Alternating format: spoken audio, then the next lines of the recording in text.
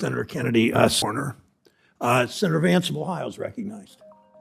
All right, thank you, Mr. Chairman. Mr. Singh, I want to direct my questions to you. I just want to ask about the Russian sanctions, in particular, whether they've been effective or ineffective. And I want to just, as a backdrop here, offer a few pieces of information. So last March, a month into the war in Ukraine, President Biden went to the Royal Castle in Warsaw and unveiled a sanction regime that he said represented a, quote, new kind of economic statecraft with the power to inflict damage that rivals military might. I certainly hope he was wrong, because if he wasn't, then I'm a bit more worried about our military might than I was before I just read this quote. Because look, the issue here is that the sanctions, if you look at the numbers, have clearly not matched up with what the Biden administration predicted. So a couple of pieces of information. Biden swore that the Russian economy would be, quote, cut in half. The White House predicted that last year the Russian economy would shrink by 15% or more. In fact, it shrank just 2.2%. Biden, I believe, said that the Russian ruble would be reduced to rubble. In fact, the Russian ruble is one of the best performing international currencies in the world today, and is worth, compared to our dollar, is worth the same that it was when the invasion began a little over a year ago. You were the architect of these sanctions, and so I'd like to better understand the approach that you advised President Biden to take. But first, I would like your candid assessment. Do you think that these sanctions have been effective? Thank you, Senator. I think sanctions are doing their job. They're not the only tool we're deploying. The most important ones are helping Ukraine fight for its freedom, enlarging and fortifying NATO's eastern flank, helping the world get off of Russian energy, welcoming the millions of refugees flowing into Europe. These are the tools that in tandem can make a difference. But when it comes to sanctions, yes, I think they're doing their job. You are correct, sir, that the decline in Russia's GDP, 2.2% last year, is lower than what many expected, including me. But as I mentioned previously, I think what Putin has done is created a Potemkin facade. He has propped up this year's growth by sacrificing his long-term growth potential. How? Capital controls. If you have a ruble in Russia, it's very difficult to convert that to a dollar. If you can't access dollars, you can't import anything. Without imports, Russia can't modernize or diversify its economy. Russia weaponized energy. That, of course, pushed up energy prices. That flattered net exports. That flattered GDP growth. But he's lost half of his energy customers. And oil and gas revenues are down 50% year over year. And then the last thing he did is he spiked government spending by 60%. You can do that to prop up GDP growth, but you'll deplete national savings. You'll drive up inflation. You'll drive up interest rates. We've degraded his military-industrial complex. We've cut off Russia from its major energy consumer in Europe. So, Mr. I want to just unpack a couple of points there. So certainly take the point that perhaps the Russian long-term economic damage has been there, but it's a little concerning for us as policymakers when the administration says that these sanctions are going to be effectively a military-grade deployment into the Russian economy. And then you look at the top-line data, and that just hasn't been borne out. And I worry about that. I also worry.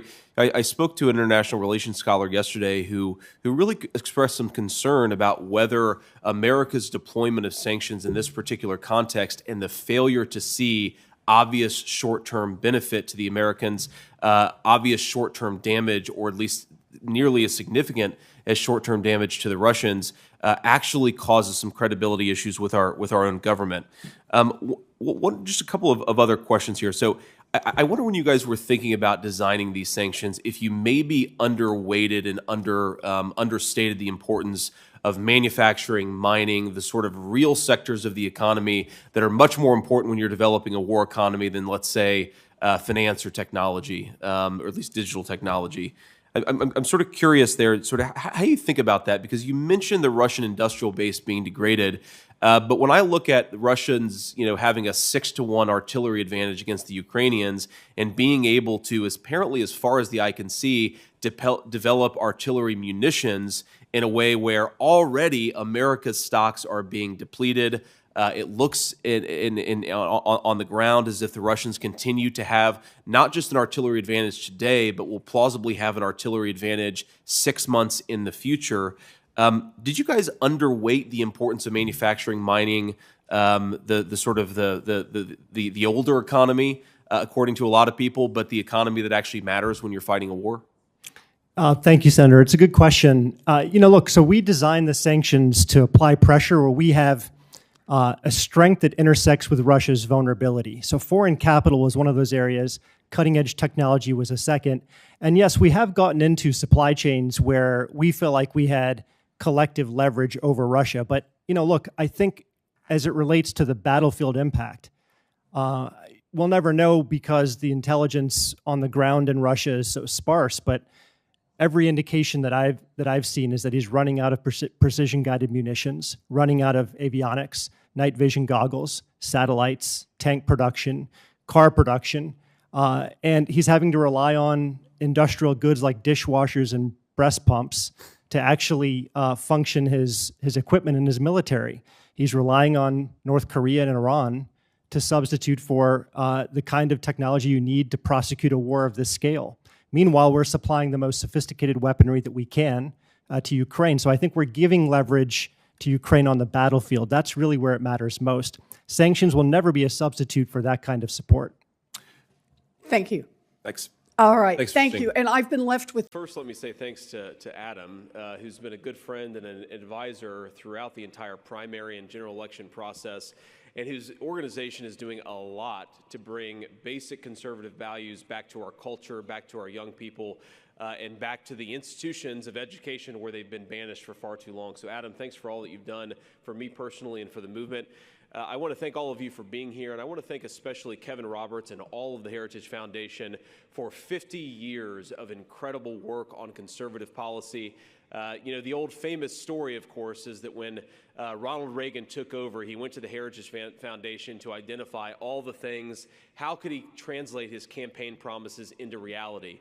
And I really believe that we are on the forefront of a new conservative majority in this country, and we are going to, hopefully, in 2024, take back the White House, and this organization is going to play a major role in helping us figure out how to govern at the White House, at the Senate, at the House, and all across our great country. So, Kevin, thank you for your leadership, and thanks for being at the forefront of the things that matter.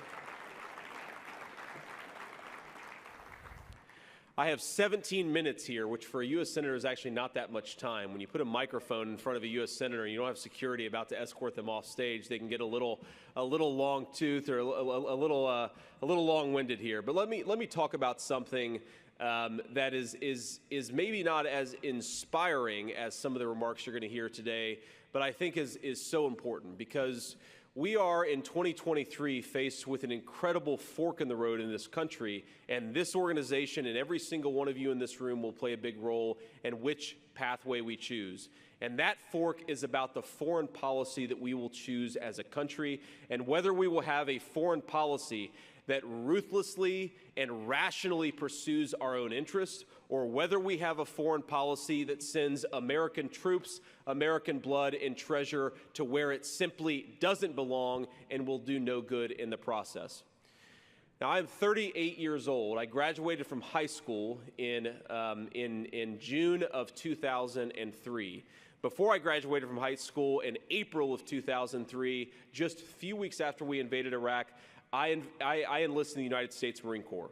My entire life has been influenced and affected by the decisions that we made a month before I enlisted in the Marine Corps and just a few months before I graduated from high school. And let me tell you, I changed my mind on this. When I was a young high school student, I read books, I consumed information, I watched Sean Hannity debate Alan Colmes back in the day, if any of you remember that. And I remember thinking to myself that what we would do in Iraq was transform it from a horrible dictatorship into a flowering democracy. And I hate to say that didn't happen. And I also hate to say, not just that it didn't happen, not just that some of us were wrong, myself very much at the top of the list, even though I was only a high school student, but the people who were most wrong suffered no consequences, and the American foreign policy establishment has learned zero lessons from what is perhaps the most unforced and catastrophic error in the history of this country. Trillions. We spent trillions of dollars. We killed thousands of Americans and more Iraqis. We eradicated the oldest Christian population in the world, all in the service of increasing the power of Iran and putting our ally Israel under greater threat. And yet the people who pursued that policy, the people who pushed it, still have cushy think tank jobs, thankfully not here. They still have great media consultantships. They make a lot of money and they have a lot of prestige. I think it's time to throw those ideas on the ash heap of history and tell the people who made the mistakes of 20 years ago, we're not going to let you make them again in 2023.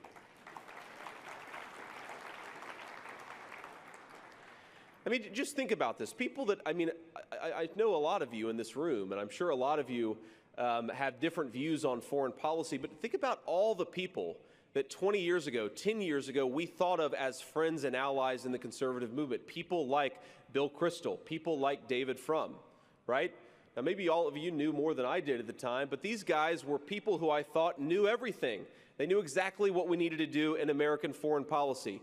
It doesn't bother me that they were wrong. What bothers me is that they've suffered no consequences. Think about this. If you had been put in a position of power where you had advocated for a catastrophic decision in your company, in your personal life, in your business, certainly at the height of American foreign policy, don't you think you should suffer some consequences when you screw it up? Is that common sense?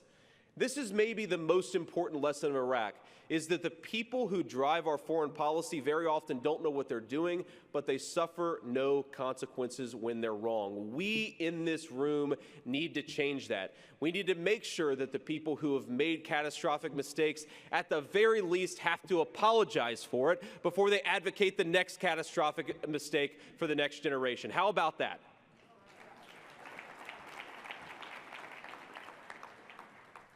But if lesson one from Iraq is that we should stop rewarding people who get us into the wrong situations again and again, lesson two is that there is something, I think, in the heart of every American, an admirable thing in the heart of every American, this love of freedom, this love of democracy, this love of liberty.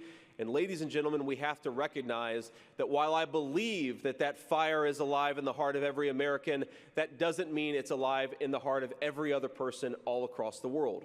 We cannot take American values and force them on people who don't want them. And we have to stop running our foreign policy based on moral slogans instead of on cold, hard reality. Remember, Iraq was all about freedom, liberty, and democracy. It was all about bringing the American way of life to Iraq. And yet what we actually got out of it was Iran. Iran becoming even more powerful than they were 20 years ago. That is what happened because we weren't thinking. We were too busy talking about moral slogans. It was a disaster. Now let's go back, or let's move forward a little bit, because I think we need to apply these lessons, importantly, to a new conflict in a new war that a lot of people in this town think America should get more involved in. And frankly, we're learning, apparently, that America already maybe has troops on the ground in Ukraine. Ladies and gentlemen, get America out of Ukraine. Get American troops out of Ukraine. It is a disaster for this country. Now, why is it a disaster for this country? Because I want to be clear and I want to be specific. Look, I admire the brave Ukrainians as much as any person in this room or any person in this town. They have, against incredible odds, fought a very terrible enemy, and they have fought bravely. But let's not mistake the courage of the Ukrainian troops on the ground with the fact that they have the most corrupt leadership and corrupt government in Europe, and maybe the most corrupt leadership anywhere in the world. Can any person here, I'm a U.S. Senator, and I don't know the answer to this question, where have the $130 billion that we spend in Ukraine, where have they gone? We don't know. It hasn't been properly tracked. And when U.S. senators and congressmen try to find out the answer, the Biden administration shuts us down. But here's where, set aside the fact that we don't have enough money in this country. Why are we spending $130 billion on Ukraine when we can't even pay our own bills at home? Set that to the side and let's talk about the most important part of this war. Now, I've been an advocate for a very long time that America, we need to make more of our own stuff. We need to manufacture our own weapons, our own technologies right here in the good old US of A. We made a mistake, ladies and gentlemen, to offshore all of our important manufacturing technology to China, to Mexico, to other countries. But now what that means is that we don't have the manufacturing capacity here to support America's military goals of the future. Let me highlight this with one very extraordinary statistic. Right now, as we speak, the Russians are firing 20,000 artillery shells a day in Ukraine. Russia has 1/10 the size of the economy of the United States. Do you know how many artillery shells we're sending to Ukraine? How many we're able to manufacture in our country? About 1,000 a day. So an economy that is 10 times smaller than our own is able to manufacture weapons 20 times more than we can. How did we let this happen? But since we let it happen, let's deal with the reality. There are missile systems, there are artillery systems, there are bullets, basic weapons of war that we are sending to Ukraine right now that the real enemy is watching. Because the thing that we need to prevent more than anything is a Chinese invasion of Taiwan. It would be catastrophic for this country. It would decimate our entire economy where the computer chips, so much of those are made in Taiwan. It would throw this country into a Great Depression. And right now, do you know that Joe Biden is not sending weapons to Taiwan, weapons that we promised the Taiwanese, because we're sending those weapons to Ukraine or elsewhere? How does that make any sense? Now, here's the thing that I am often confronted with when people tell me that we can focus on Ukraine and Taiwan at the same time. They say that we have to show Putin that we mean business so that Xi in China will know that we mean business too. But the unfortunate fact is that Putin and Xi, they don't care about our chest thumping. They don't care about what we say. They care about whether we can make enough bullets to fight the war that we may have to fight. That is all that matters. It's time to bring our manufacturing home. It's time to manufacture our weapons in the United States. And it's time to send a message to the world that America is the arsenal of democracy. But we cannot do that unless we get out and stop the focus on Ukraine. We got to focus on China, because that's where the real enemy is.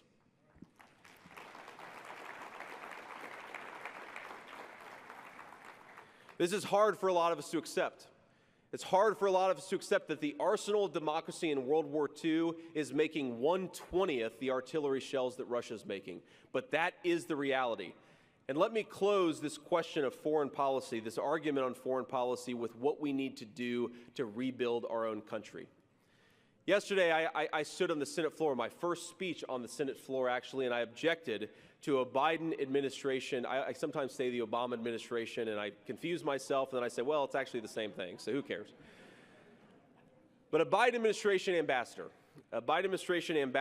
who went to the very conservative country of Ghana, where she was the ambassador, and decided that it would be in America's best interest to hang up the trans pride flag in the American embassy in Ghana. Okay? We are led by unserious people, ladies and gentlemen. We're led by a bunch of fools, if we're being honest. Let's be more direct. Now, here's the thing. The Chinese, Larry Summers, the Obama administration economist, once said, when the Chinese come to Africa, they want to build you an airport. When the Americans come to Africa, they want to lecture you. They want to lecture you about progressive politics. Ladies and gentlemen, let's get progressive politics out of our foreign policy. If a majority of Americans don't believe something, we shouldn't be forcing it down the throat of somebody else. But this is what American foreign policy has become. We ignore the fact that we don't manufacture enough of our own weapons, and we send woke gender studies professors to Africa when the Chinese are building roads and bridges and hospitals. And you know why this matters? It matters because Africa has an incredible future in the economy of the 21st century. And if all the minerals and all the resources and all the possibilities of Africa in the 21st century are controlled by China, we are going to suffer. You can't manufacture computer chips without some of those minerals. You can't manufacture weapons without some of those minerals. So let's get the woke stuff out of our diplomacy, and let's get back to an American foreign policy based on our national interest. It's really that simple. Now let me just, thank you. Now, let me just finish with this one final thought here. You heard this from Tim Scott, great colleague. He'll hear this from a lot of other people in the future. We live in an incredibly dangerous world and a very new world. I talked earlier about how it's hard for a lot of us, especially kid 38 years old. I grew up in the era where America was the sole foreign policy power in the world. What will determine whether we win the battle against China? I really don't believe it's not a question of whether we have the best people. Of course we have the best people.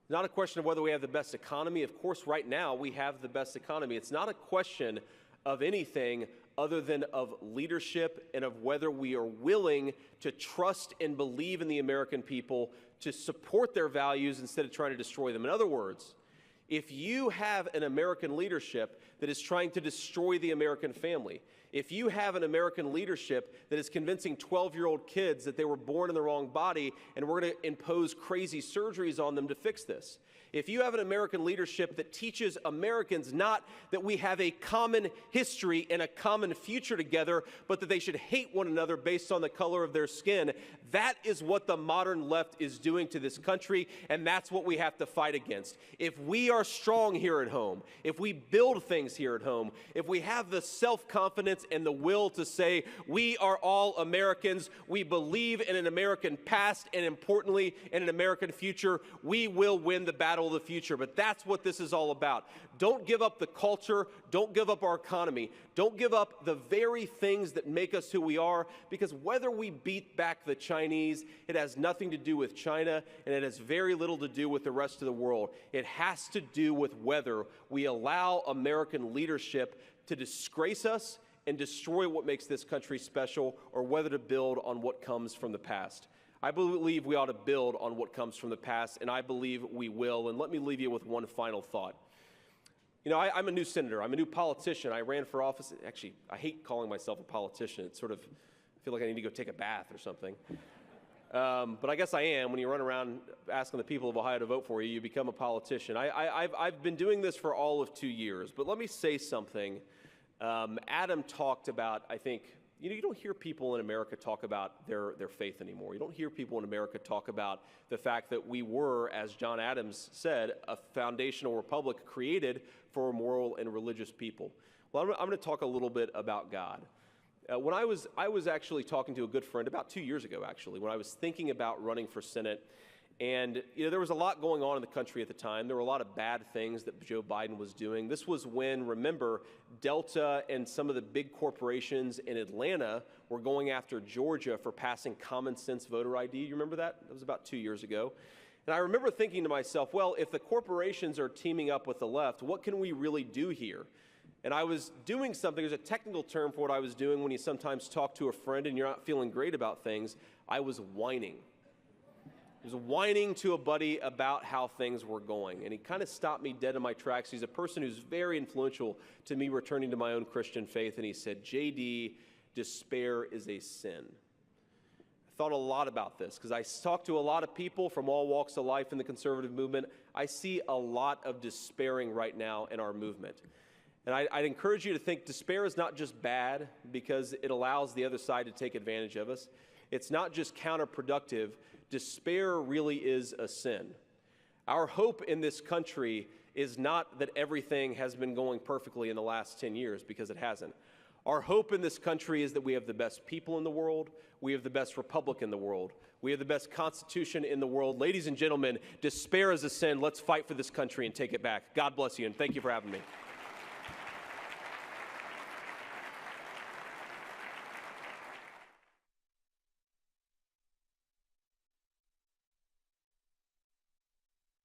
Ladies and gentlemen, please welcome to the stage Heritage Foundation Research Fellow in the DeVos Center for Life, Religion and Family, Delano Squires.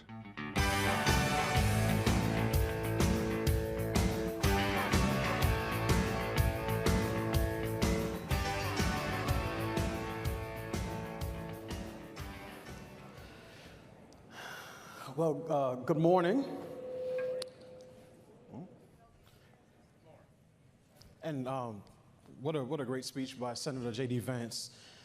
I have the honor right now of introducing someone that I consider a friend for the next discussion.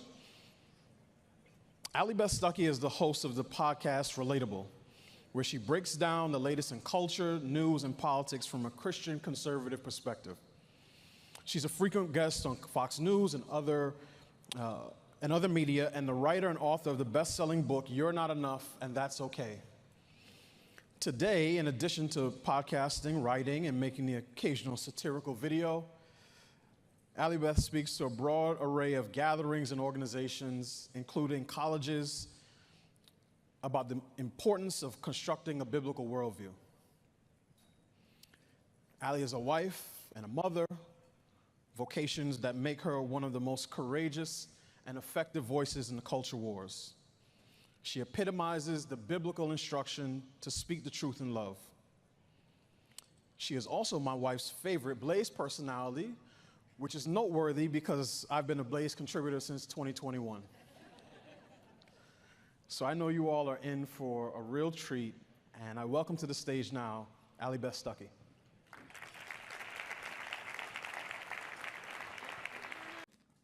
Thank you, Mr. Chair. I appreciate you for hosting this committee. And I want to focus a little bit on perhaps the unintended consequences of some of our Russia and Ukraine policy of the last year. And I'm going to direct my question to you, Ms. Rosenberg, and thank you all for being here. So I've known this committee before. Our sanctions policy in Russia has been a complete and total failure. We thought that we would shrink the Russian economy by 10, 20, 30, even 50%, yet we've shrunk the Russian economy by very little. And if you compare it to the performance of other regional economies, and let's say in terms of the performance of its currency, it's actually doing pretty well relative to other world currencies. So the foreign policy establishment claimed that one of the strongest sanctions measures was the disconnection of Russian banks from SWIFT. Scholars claim that this would kneecap the Russian economy, but while the Washington foreign policy establishment was preoccupied with crafting a sanctions regime, they failed to consider that Russia had been developing their own alternative to SWIFT, which is, of course, the SPFS. Ms. Rosenberg, I want to ask first, has the SPFS grown in response to being cut off from SWIFT, and by how much has it grown? Thank you, Senator, for the question. We are aware of and looking at the Russian payments rail system, if you will, the SPFS, which grew significantly earlier on in the prior stage of Russia sanctions in 2014, when it saw some of the writing on the wall about its inability to access certain international financial institutions or partners, and began developing at that time. Yeah, so my understanding, at least the Russian claims, are that they've integrated about 50 foreign banks just in the last couple of years onto the SPFS system. And to your point, it sounds like they integrated a lot more before, from maybe 2014 to 2020, perhaps 2021. The other really concerning thing, of course, is that India and Iran seem to be getting closer and closer to the Russian financial system, even as they're getting further and further away from the American financial system. And in particular, India, which we should all recognize is the most important geopolitical counterweight to China in the region. It's a very bad thing for them to be getting closer to Russia and China and the Russian financial system. Just for my edification and anybody else who's listening, could you speak a little bit to the national security importance? So what do we get out of cooperative organizations like SWIFT as the dominant global bank power, and what kind of access does our law enforcement have that they wouldn't have if you had major foreign powers shifting off of SWIFT? Thank you for the question. I have also noted with great concern some of the developments and expanding efforts by Russia with several specific partners to have direct and bilateral financial flows. You mentioned India and Iran. Those are not the only ones. There are other countries where this is a great concern. And as you pointed out, this is designed to be an effort to relieve and mitigate its dependency on international financial systems. So the reason why Russia, as we see it, is seeking to do this is because it has less and less connectivity with international financial architecture. It's not just SWIFT, it's also the correspondent banking relationships that have been cut off so significantly by the European and US and British sanctions that have designated a number of banks and severed those relationships. But the concern that I hear you expressing is concern we also have. We cannot rest knowing that we have designated over 80% of Russia's financial system and restricted their access to SWIFT systems. That is insufficient if they are still able to move around them and gain access to international financial channels. Yeah, I appreciate that. And certainly agree with the emphasis there. My concern, I guess, is that our Ukraine policy has had this massive unintended consequence. And if we had gone into this 18 months ago knowing that we would maybe be pushing India closer to the Chinese, not to say nothing of Russia, we're pushing Russia and India closer to the Chinese, we're encouraging the creation of an entirely alternative financial system. It's really important that our law enforcement has access to some of these financial transactions. It's one of the ways we catch international crime. It's one of the ways that we prevent international terrorism. If the consequence of our Ukraine policy is weakening that financial system and strengthening an alternative financial system, I think it's one of the many consequences for our country that our policymakers haven't fully incorporated, and frankly, that the American people are not fully aware of, because you don't see the effects of this stuff right away. We may be dealing with the consequences for years or even decades to come. But I appreciate your work on this and appreciate your answer to the questions. Thank you, Ms. Rosenberg, and thanks to everybody else. I yield. Ask that it would be reported by number. The Senate will be in order, and the clerk will report. The Senator from Ohio, Mr. Vance, for Mr. Hawley, and himself, proposes an amendment numbered 838. Senators will take discussions outside of the chamber. Senate will be in order. Senator from Ohio. Mr. President, I propose Amendment 838 for the very simple reason that as we spend resources to support the Ukrainian war effort against the Russians, we need to be honest with ourselves and honest with the American people about exactly what we're spending and how much we're spending. We saw recently in a $6 billion Department of Defense accounting error, which fails to give the American people and fails to... Senator's correct. Senate is not in order. Senators, take conversations outside of the chamber so the senator can be heard. Thank you, Senator Young. And look, what our amendment does is simple. It forces the Department of Defense to use an accurate accounting method. If we ask ourselves, when the president uses his drawdown authority to send weapon systems to Ukraine, how do we account for it? Do we account for it based on an old cost with depreciation, or do we account for it on its cost to the American taxpayer? I think it's very clear that the cost to the American taxpayer is the one that we should use, and I also think this allows us to more adequately count and account for the resources we're giving to Ukraine and other nations as well. Mr. President, I ask to reserve the remainder of my time. Without objection. Mr. President. The Senator from Washington. Mr. President, I rise in opposition to the Senator's amendment. This amendment actually changes a long-standing definition related to the President's use of drawdown authority to provide critical military support to our partners in times of need. It would artificially inflate the value placed on the defense articles, things like weapons or military items or technical data we provide to our partners and allies, resulting in the administration hitting the cap on its authority much more quickly. That means less aid to Ukraine, less aid to Taiwan, less aid to any ally who needs this assistance in the future. This would undercut our current efforts to support the Ukrainians, limiting our ability to provide them with critical defense articles they need to defend themselves. If this amendment passes, it will be a loss for our ability to support our allies. I urge a no vote.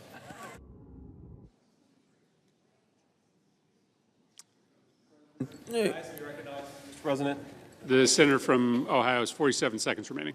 I'll be brief here. So first of all, the Department of Defense recently clarified that it has not used the proper accounting methods in Ukraine. So I don't think that this is a change to a longstanding policy. I think that it reinforces proper accounting methods within the Department of Defense. The more important point here is a $6 billion accounting error is approximately the amount of aid that the United Kingdom has provided to Ukraine. If we're not using an accounting method that allows us to properly account for this stuff, we are missing gaping numbers. We can't possibly have a reasonable cost-benefit debate if we don't know the cost of the resources and of the weapons we're sending to Ukraine. We just need to be honest with ourselves and with the American people. That's all this amendment does, and I ask that it be called up for a vote. Right? Mr. President, is there further debate? Is there time remaining? Senator from Rounds Regness has a minute 3 seconds. Mr. President, the Army recognizes its mistake. They've revised their policies. They now use something known as net book value which is consistent with the Foreign Assistance Act, which the State Department uses. And reinforcing Senator Murray's point, the bottom line here is we adopt this amendment, we will lower the amount of equipment we can provide to Ukraine, which is critically in need of such equipment. I would urge a no vote. All right, the question is on the amendment. The yeas and nays have been requested. Is there sufficient second? There appears to be, and the clerk will call the roll. Ms. Baldwin, Mr. Barack. Thank you, Mr. President. I appreciate my colleague from Kansas making a forceful case for why this package is necessary. We have been told by the President, we have been told by our Israeli allies, we have been told by a number of national security experts that Israel is in a fight for its life. And it's in a fight for its life against not just an enemy in Israel, but an enemy, radical Islamist terrorism, that very often has and is planning as we speak to come to our shores and to attack us. This is a common sense package. As the senator from Kansas mentioned, it gives the president the exact amount of money that he asked for to support our Israeli allies.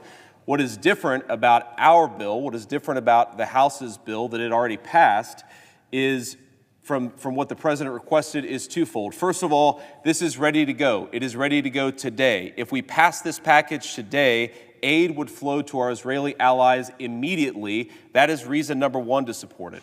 The other difference from the president's $106 billion behemoth of a supplemental is that this is about a single problem, because we should be debating single problems in this country. The world is complicated. Of course, the world has intertwined complexities, but we should have enough respect for the American people to debate these issues distinctly because they raise separate questions.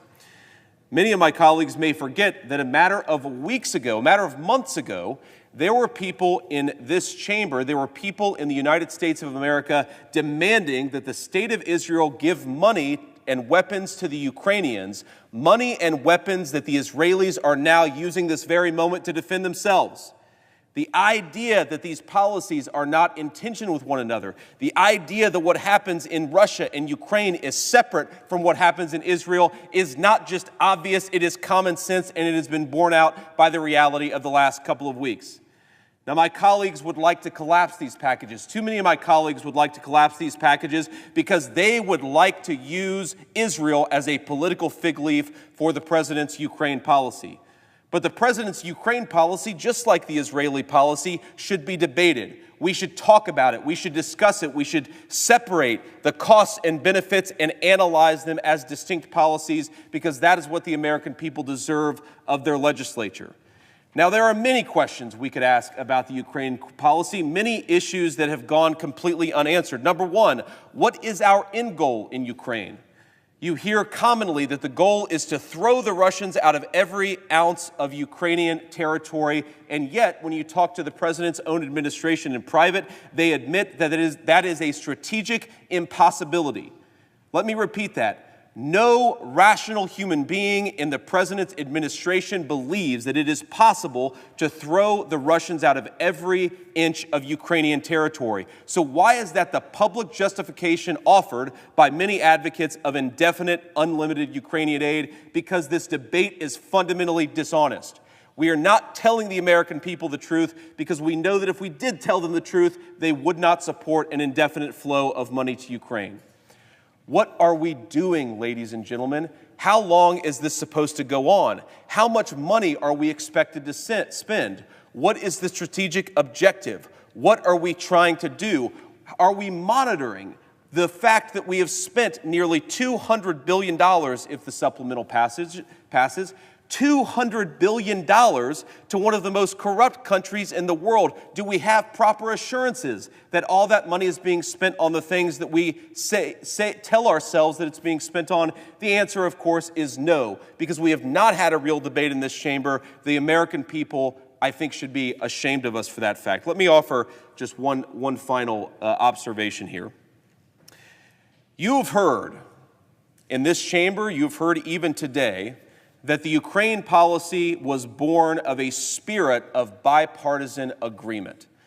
That we had this moment where Democrats and Republicans recognized that it was very, very important to help the Ukrainians push back against the Russian attack. And of course, we support and praise our Ukrainian friends. They've done a lot more than many people gave them credit for. But let's also be honest that for 30 years, Washington, D.C. has run on bipartisan foreign policy wisdom, and it has run this country to the ground with $1.7 trillion deficits, war after war after war that has killed thousands of Americans, millions of other people, and has not led to the strategic strength of this country. It was great bipartisan agreement after September the 11th that threw Saddam out of Iraq. And of course, a lot of people celebrated it until we now realize that Iraq is a client state of Iran. We empowered one of the worst regimes in the world with our bipartisan wisdom. Maybe what we should have is some bipartisan wisdom that the foreign policy consensus of this country for the last 3 decades has been a disaster. It's been a disaster for this country. It's been a disaster for our dead Marines, Army, soldiers, Navy sailors, and Air Force airmen. It has been a disaster for this country's finances, and it has been a disaster for the entire world. Let's have a real debate. We haven't had one in 30 years. Mr. President, I yield to my distinguished colleague from Florida. Kind of open up this process again, or where are we? Well, I do think the president has to get involved and show some leadership here. If you think about the political dynamics, Republicans sort of disagree on the Ukraine question, but are unified in our belief that we need stronger border security measures. The Democrats disagree on the border, but are unified in their belief that Ukraine needs to get a lot more resources. I think that actually creates a real opportunity for some negotiation, but unfortunately the president has to participate in that process. Can you kind of clarify where you are on the Ukraine endgame? I've seen comments attributed to you suggesting you'd be okay with Ukraine giving up some percentage of its territory in a peace negotiation. Can you talk a little bit about what that looks like? Well, I think if you look at how mismatched the militaries are, there's really no pathway to peace that doesn't run through some negotiation. I'm not saying that's a good thing. I'm not saying it was good that Russia invaded Ukraine. I'm not saying it's good that Ukraine has to give up territory. But they have made no significant progress despite hundreds of billions of dollars of American aid. Is another $100 billion really going to accomplish anything?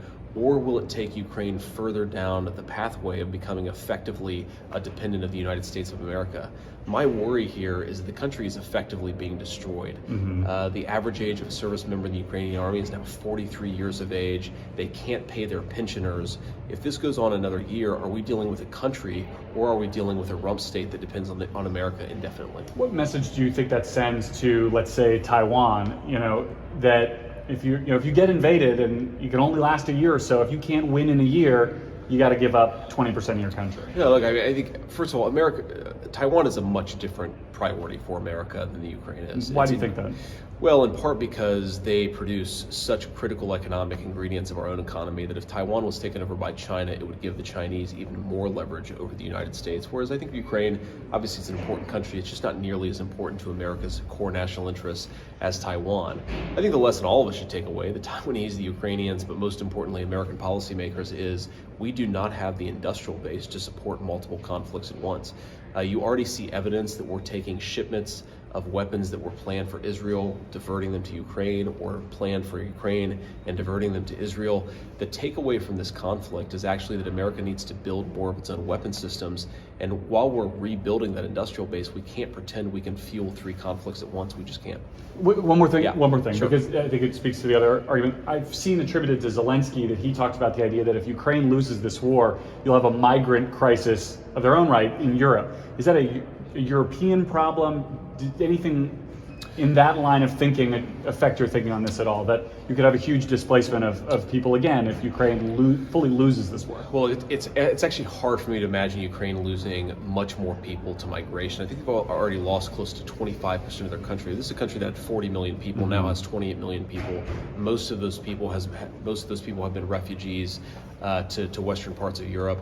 I don't know how the migrant crisis could get worse than it already is. And it's not just Ukrainian migrants, but it's also the food crisis in Africa that's putting tremendous pressure on African food prices because they get so much of their wheat and grain from Ukraine. I actually think if this thing goes on much longer, you could not just have a Ukrainian migrant crisis, you could have a full continental migrant crisis, and it's one of the reasons why I'd like to bring this thing to a close. Great. Thank you, Senator. Appreciate it. Senator from Ohio. Thank you, Madam President. I come to debate and to make an argument about whether we should continue funding Ukraine indefinitely because this country and this United States Senate has not actually had much of an argument about whether we should continue to fund Ukraine indefinitely.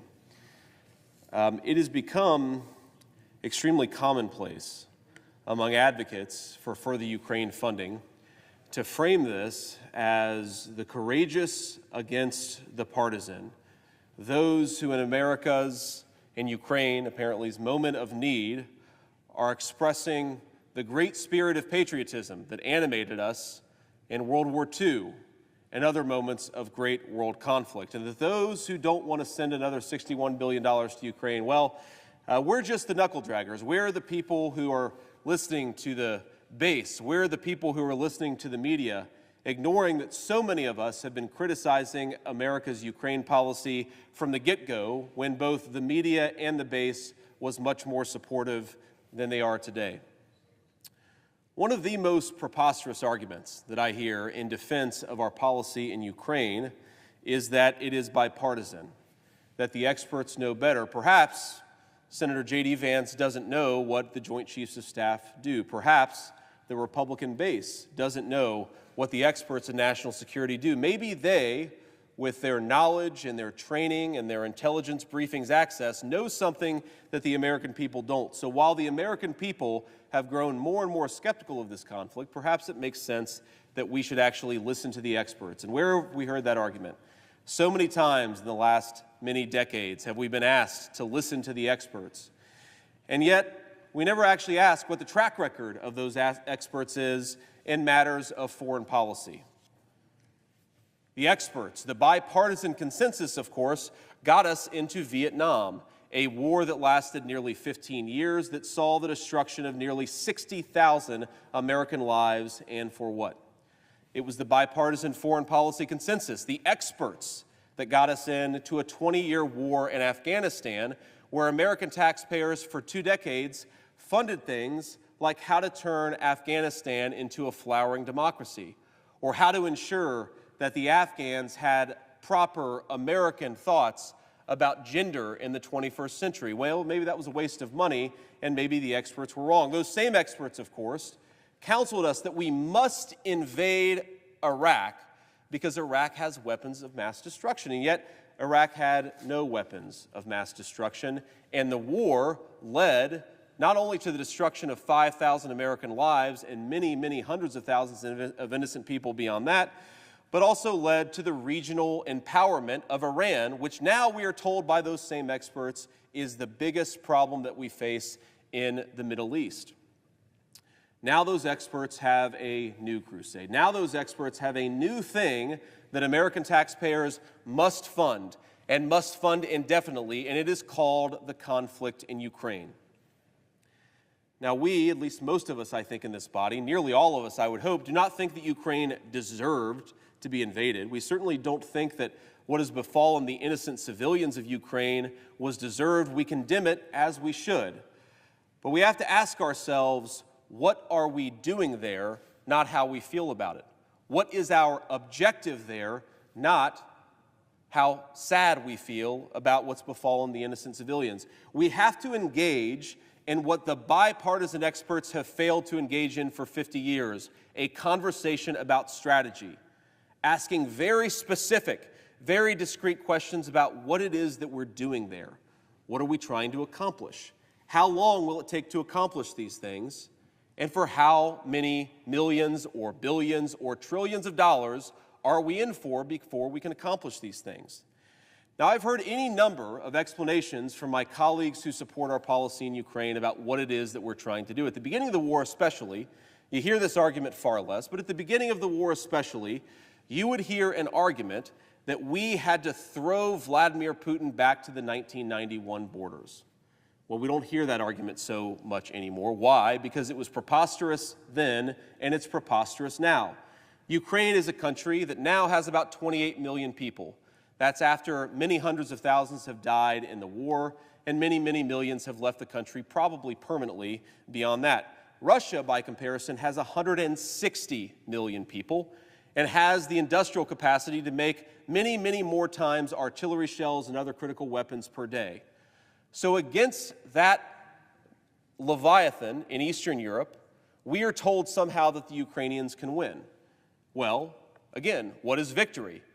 We know now that throwing Russia back to the 1991 borders is preposterous. No one, not even the inner circle of Zelensky's own cabinet, makes that argument. They did a few months ago, but they don't make that argument anymore. So what is victory?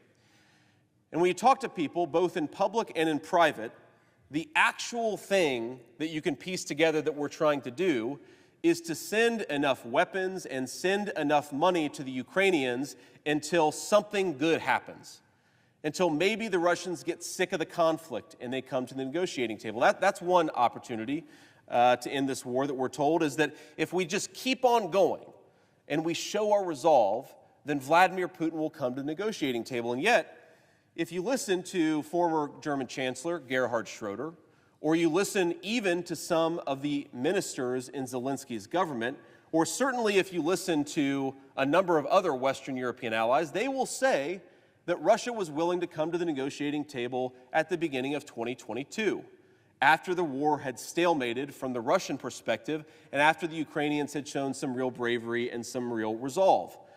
Now, it's not just Vladimir Putin who says this, it's virtually everyone who has ever talked about this moment in the conflict, and they will say that British Prime Minister Boris Johnson, backed by any number of leaders within the American security apparatus, basically said, tell Vladimir Putin to shove it. The Ukrainians are winning, the Russians are losing, so we'll just keep this war going for as long as it takes.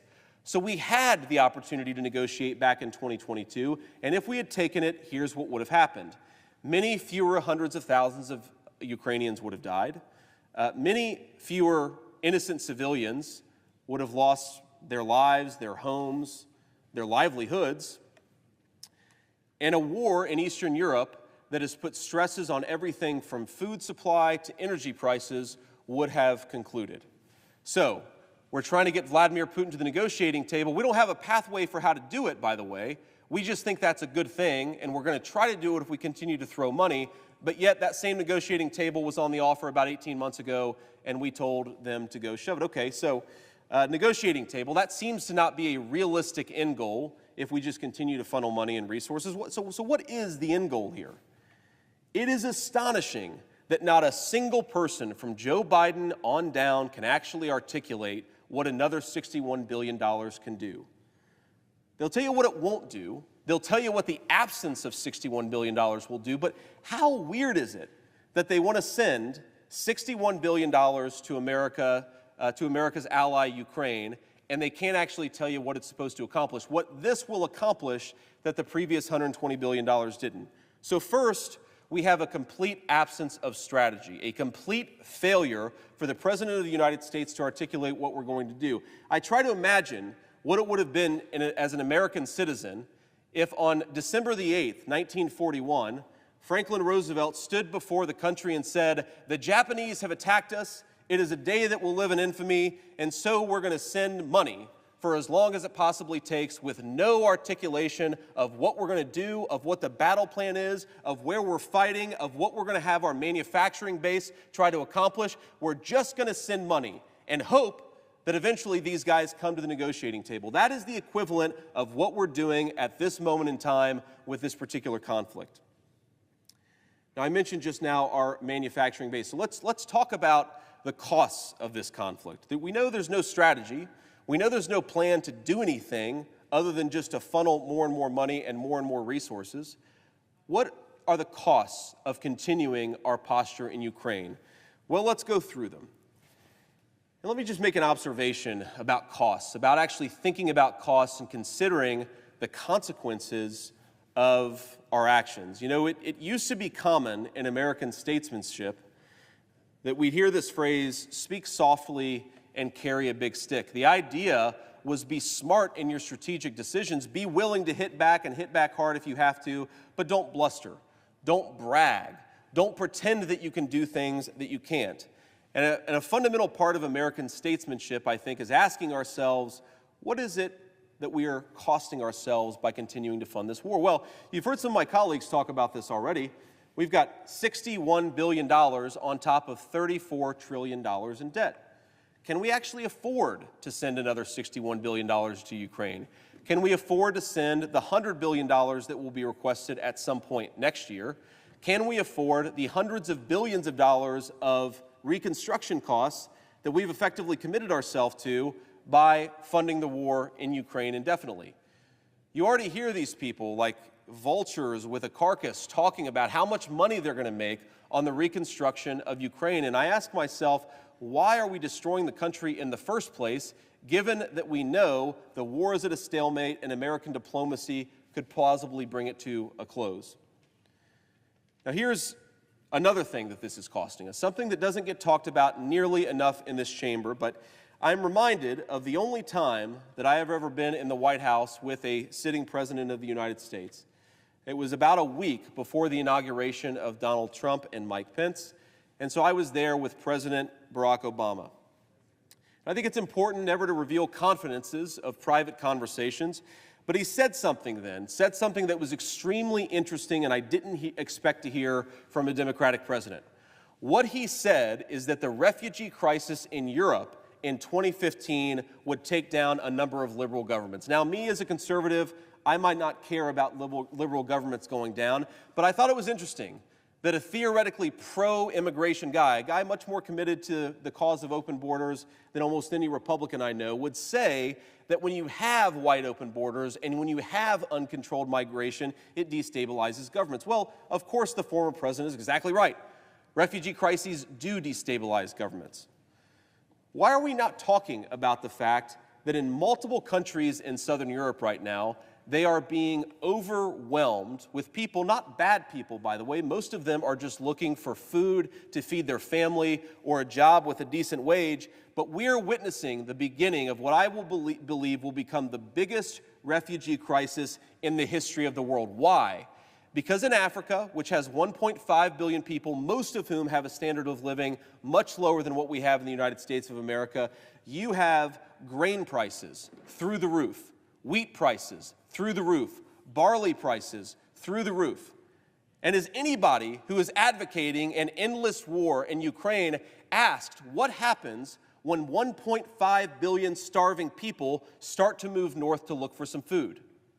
You don't have to make any moral judgments about the plight that they will go on. You should make a moral judgment about the people in this building who refuse to think about the unintended consequences of their actions. Are we really willing to have over 1 billion people starving, trying to pour into the borders of Europe and the United States of America? Are we really willing to set up a refugee crisis, the likes of which the world has never been seen? And if we do that, what effect will it have on our allies in Europe? What effect will it have in our own country? What effect will it have for millions of American citizens who are already dealing with the consequences of an overwhelmed southern border? And I want to talk about that overwhelmed southern border in a second, but I want to keep talking about the unintended consequences of the war in Ukraine. Another unintended consequence is, what do energy prices look like all over the world?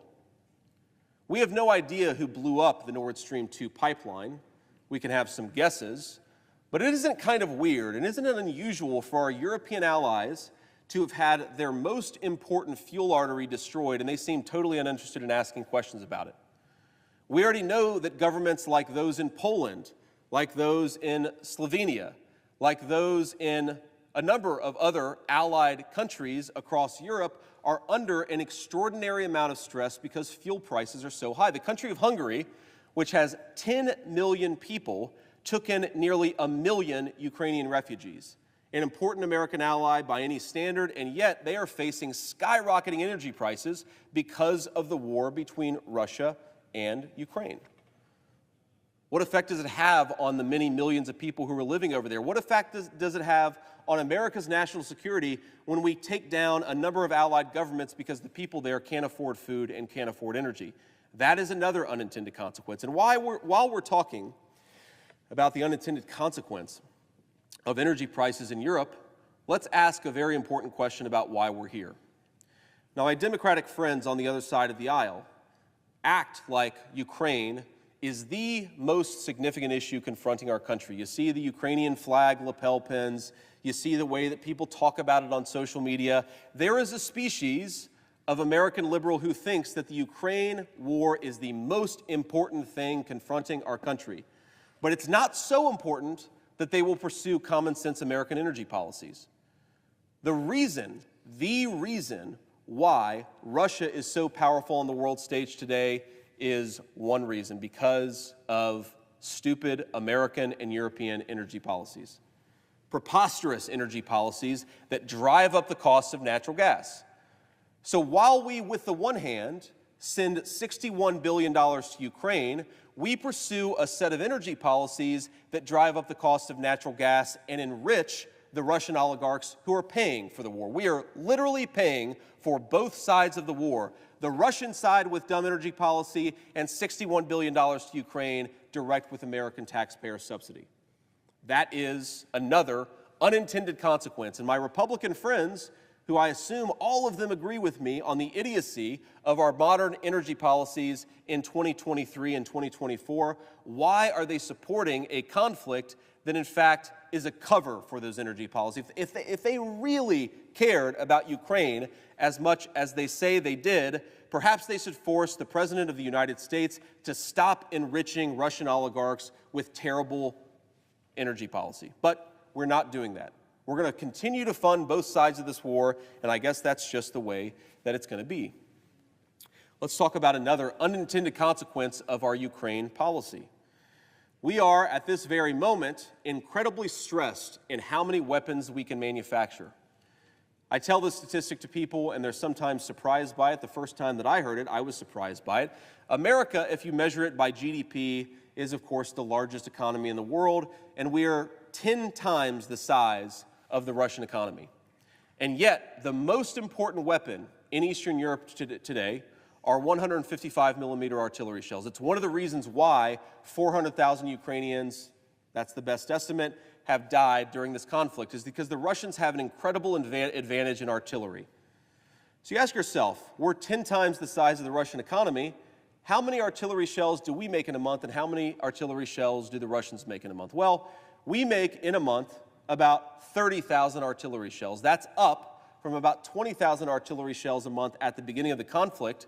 Guess how many the Russians make? They make about 25,000 artillery shells a day.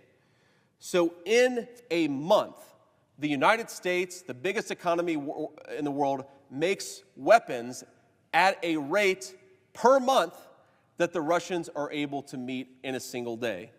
Well, one thing that suggests to me is that GDP numbers are awfully fake. If you can't produce weapons to defend your own people, then you can't pretend that your economy is as strong as you might like to think. Unfortunately, for Wall Street, we cannot fight wars with dollars and derivatives. We need weapons. We need bullets. We need artillery shells. We need missiles, and America doesn't make nearly enough of those. Not for our own security, and certainly not enough to support both the Ukraine conflict and, God forbid, a conflict that might occur in East Asia. So let's specify that a little bit more. We're right now depleting critical munitions, missiles, artillery shells, and bullets faster than we can replenish them, and then we send them to Ukraine. Well, I'm sorry, why does that make an ounce of sense for our own national security? Shouldn't we rebuild our own manufacturing capacity before we spend all of it on Ukraine?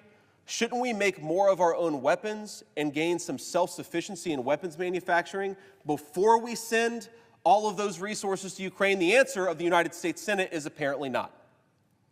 So on issue after issue after issue. Madam President, Senator from North Carolina. I'm inquiring to see if the gentleman from Ohio would yield to a question about this subject matter. Will the gentleman yield? I'm happy to yield, Madam President.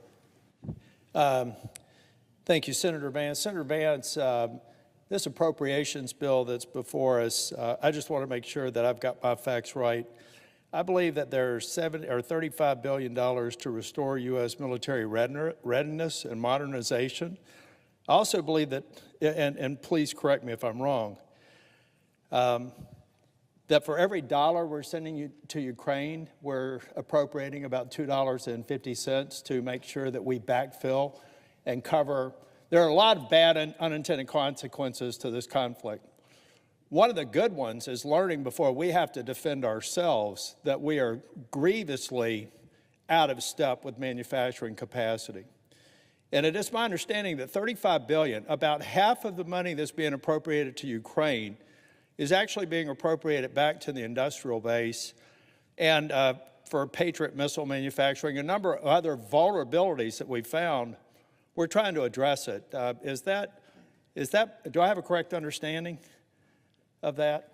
To my colleague from North Carolina, before I answer that question, Madam President, can I inquire to how much time I have?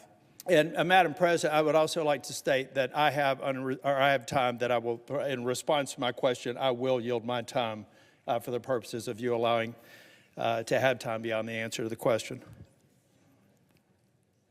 The senator from Ohio has 40 minutes remaining. So, Madam President, I ask unanimous consent that the only time used by the senator from North Carolina be debited to his post-cloture time, and that to answer his question, we not have time deducted from my account. Is there objection? Without objection. Thank you, Madam President. So, to my colleague and friend from North Carolina, I want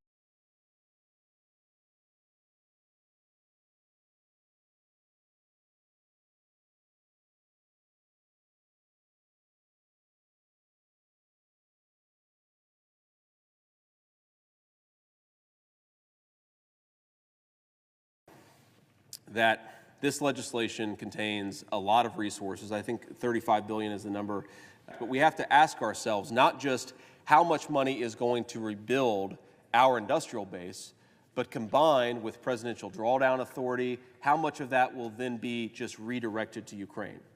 My understanding is that given the current authorizations and given the current appropriations, while a lot of this money will go, and I'm glad that it will go, to places like Ohio and Alabama to manufacture weapons, those weapons will then be mostly sent to Eastern Europe because we're currently spending resources and munitions in Eastern Europe at a rate that is far faster than our own industrial base's ability to replenish them.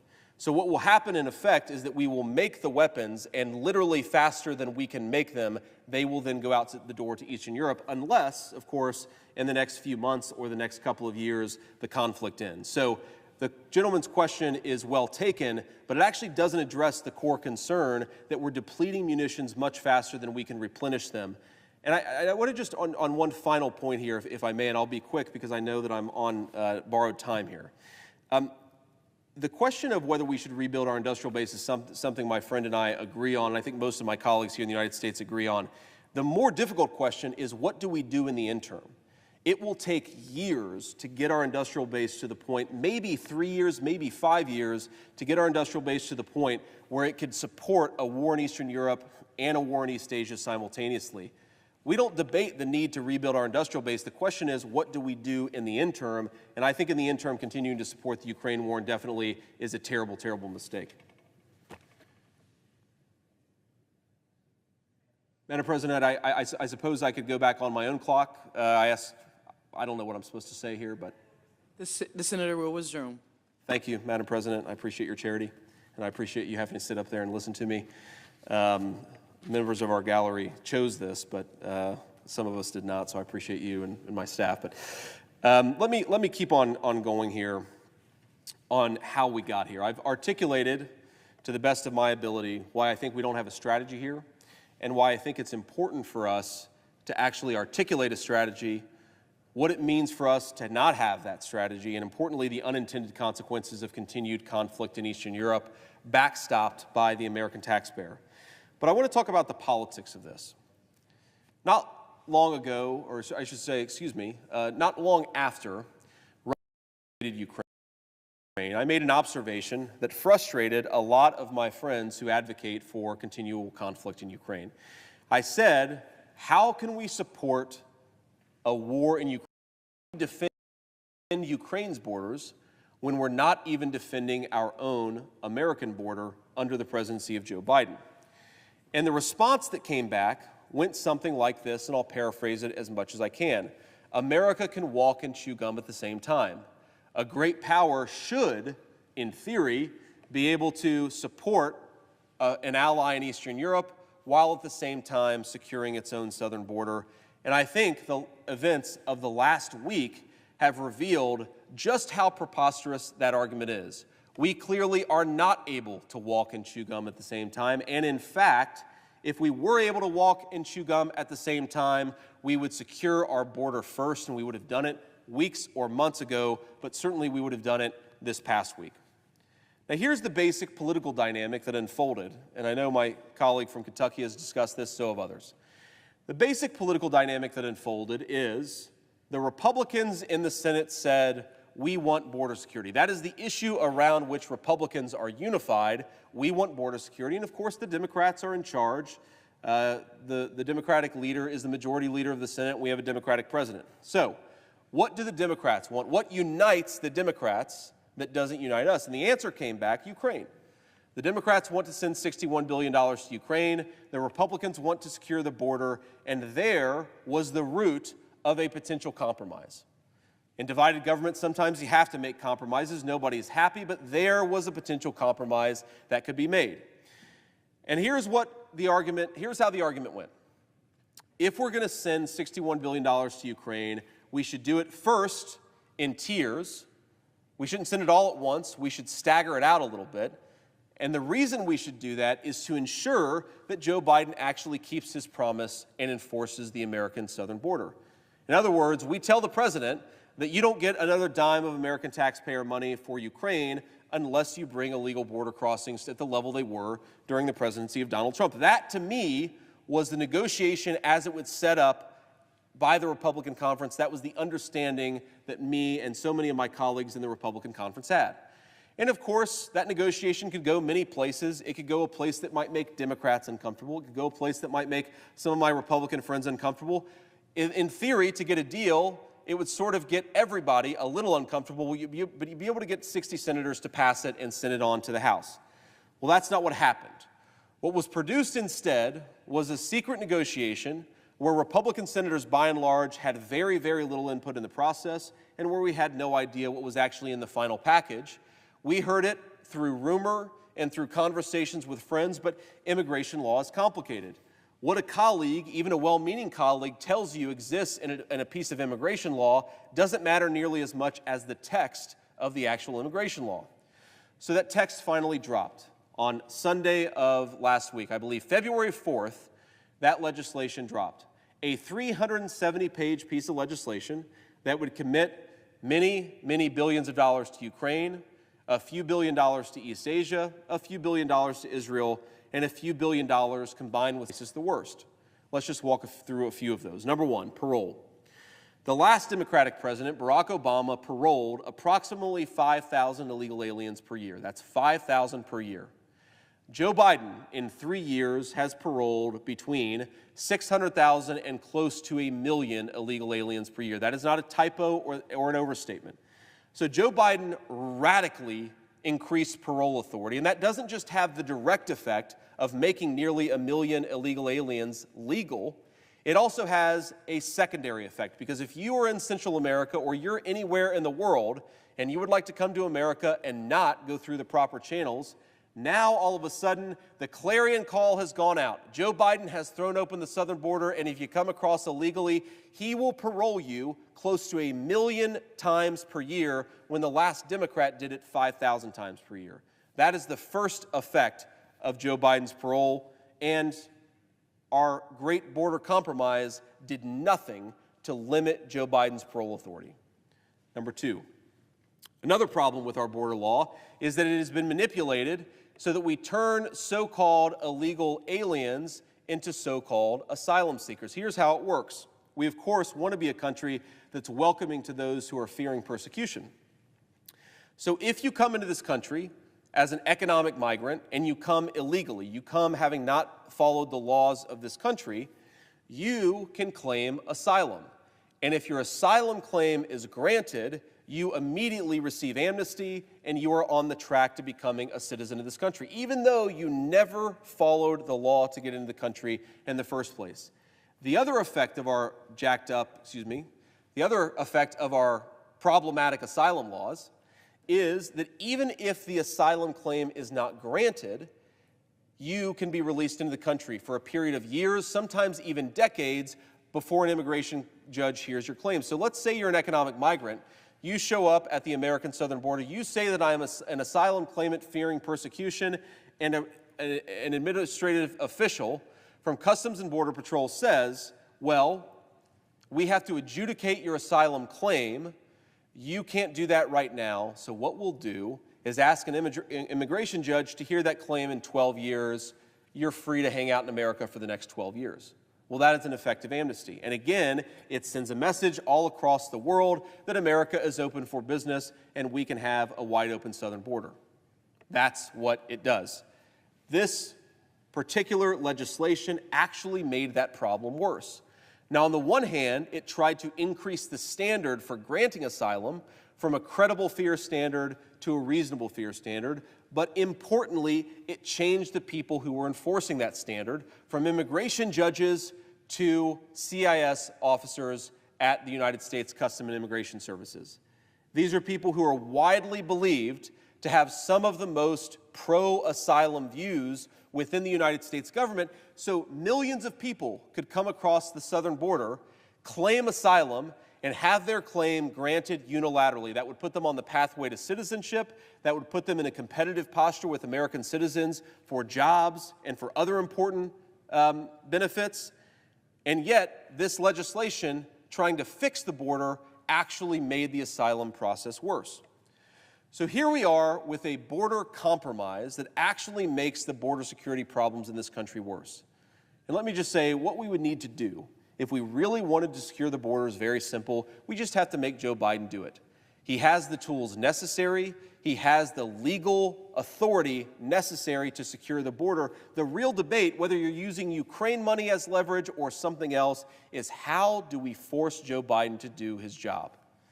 This legislation didn't do that. It didn't even come close to doing that. And so most Republicans rejected it. So now here we are, an hour after the first foray of border security negotiations, the first volley where Democrats give us border security and Republicans give $61 billion in Ukraine.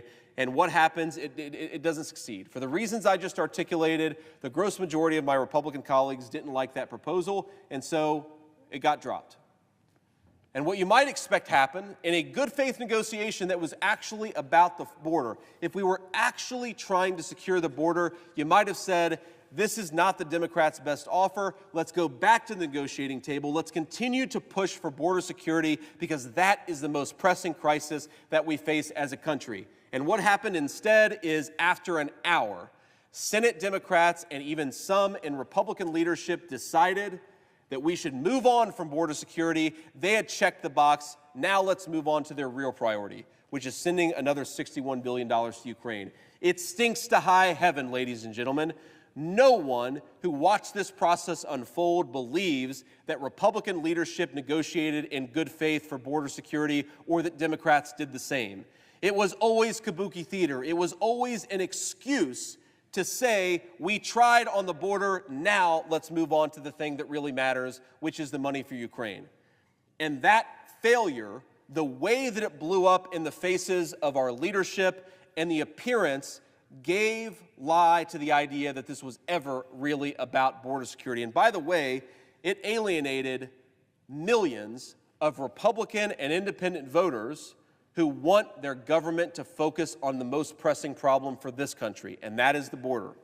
When I go back home to Ohio and I talk to audiences about their views on Ukraine, most people agree with me, but some people disagree with me.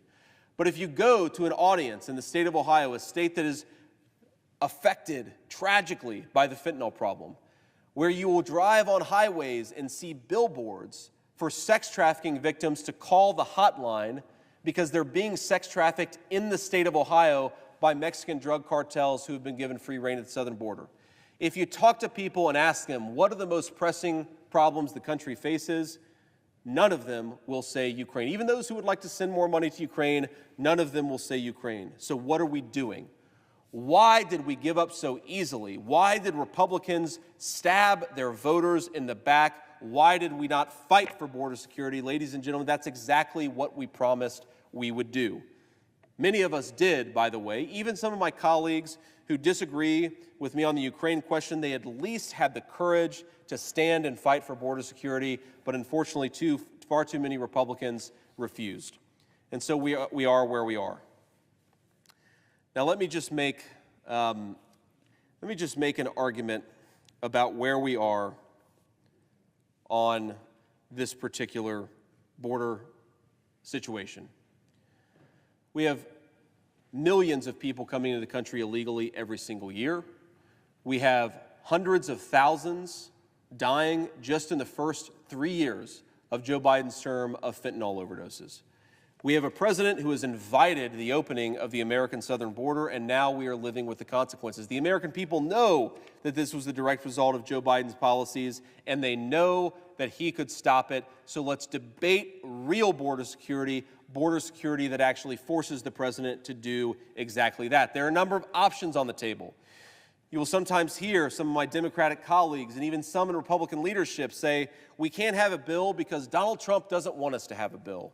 That if we advance common sense border security, Donald Trump would destroy it. That is the furthest thing from the truth. In fact, just last week, Donald Trump proposed a border security bill that would force Joe Biden to secure the southern border. You may agree or disagree with the policy, but the idea that there is no policy that would get Republican buy-in, including at the top of the Republican ticket, is preposterous. It's something that does not exist in reality. Madam President, how much time do I have left? The senator has 25 minutes remaining. Great. So, I've given my spiel here, and I want to get a little bit into the details of what we're trying to accomplish here and how we might try to accomplish it. Let's first start with a conversation about the American southern border. I want to read a piece from the Washington Post, an argument that I want to read and then I want to respond to. Having failed to convince the American people that a blank check to Ukraine President Volodymyr Zelensky is in their interest, the Ukraine First Caucus now claims the aid primarily benefits American workers. Mark A. Thiessen, who drafted an op-ed to this point, exemplified the pivot. This is disingenuous and dangerous, and this is partially in response to some of the arguments that I've heard earlier. We cannot rebuild our industrial base by building capacity and sending all of it to Ukraine. It doesn't make sense. Now, we support increasing defense spending and building up our defense industrial base, as expansion of our military manufacturing capacity benefits American workers and bolsters our national security. Washington is more focused on sending our limited military stockpiles to a conflict in Ukraine with no clear path to victory. The Biden administration's new message fails to account for grave shortages in our stockpiles. Thanks to nearly 2 years of mission in Ukraine, the United States is perilously unready for any additional contingency. Anything with solid rocket motors is in short supply. Solid rocket motors are the rocket motors that power so many of the critical missile systems that we need.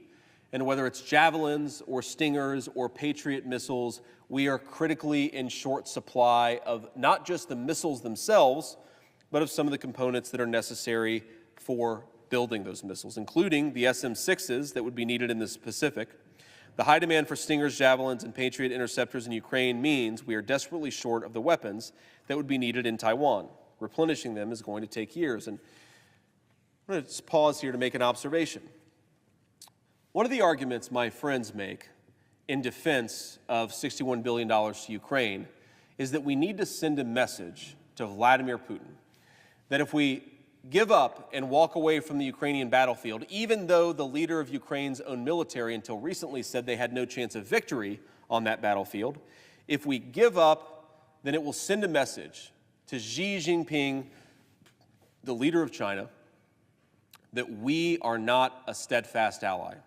What they're arguing, in effect, is that it will weaken American deterrence, that process by which we prevent our enemies and our adversaries from doing things that we don't want them to. Well, in classical foreign policy circles, deterrence is the combination of, on the one hand, resolve, and on the other hand, capacity. And they're making an argument about resolve. They're saying that if we show weakness to Xi, we will be showing a weakening of American resolve. We'll show that America can't stand in there and fight the fight. And look, I'm obviously a critic of further aid to Ukraine, but it is true that American resolve is important, and we should do everything that we can to show American resolve.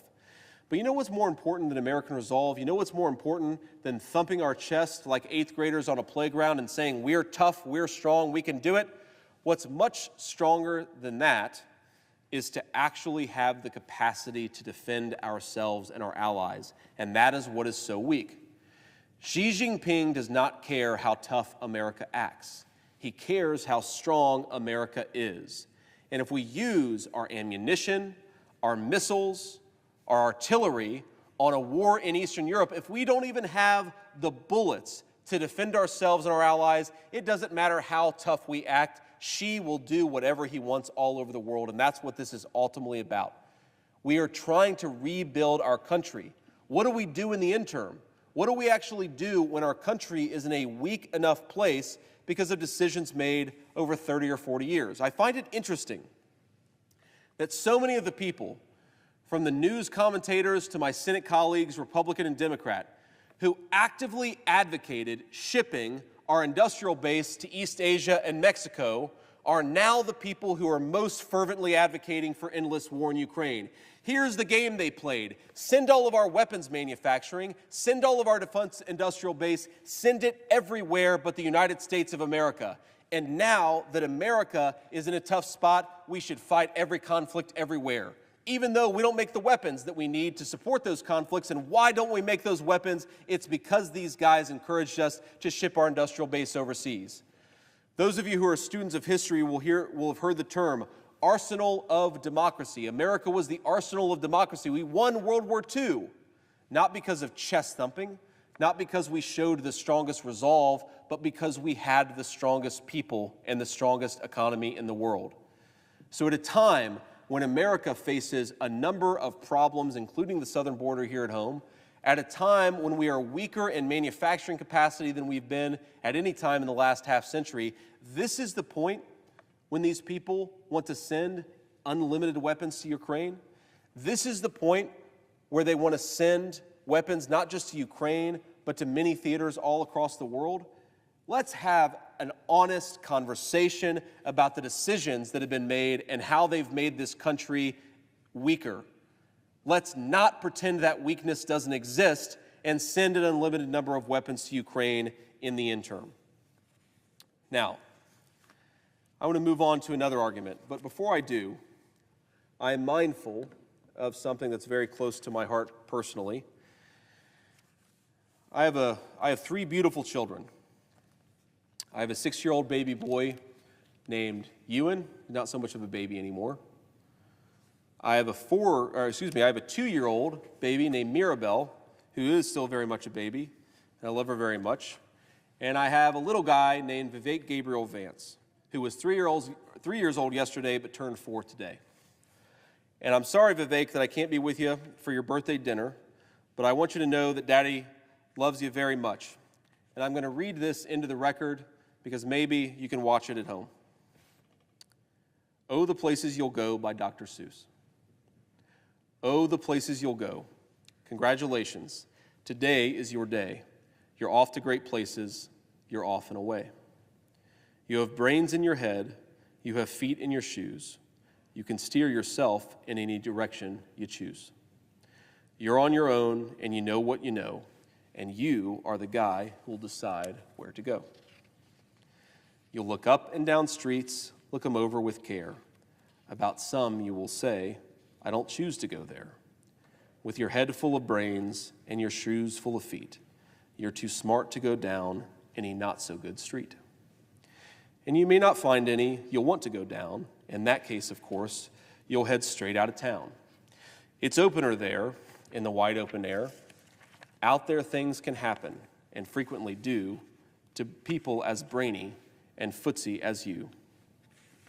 And when things start to happen, don't worry, don't stew.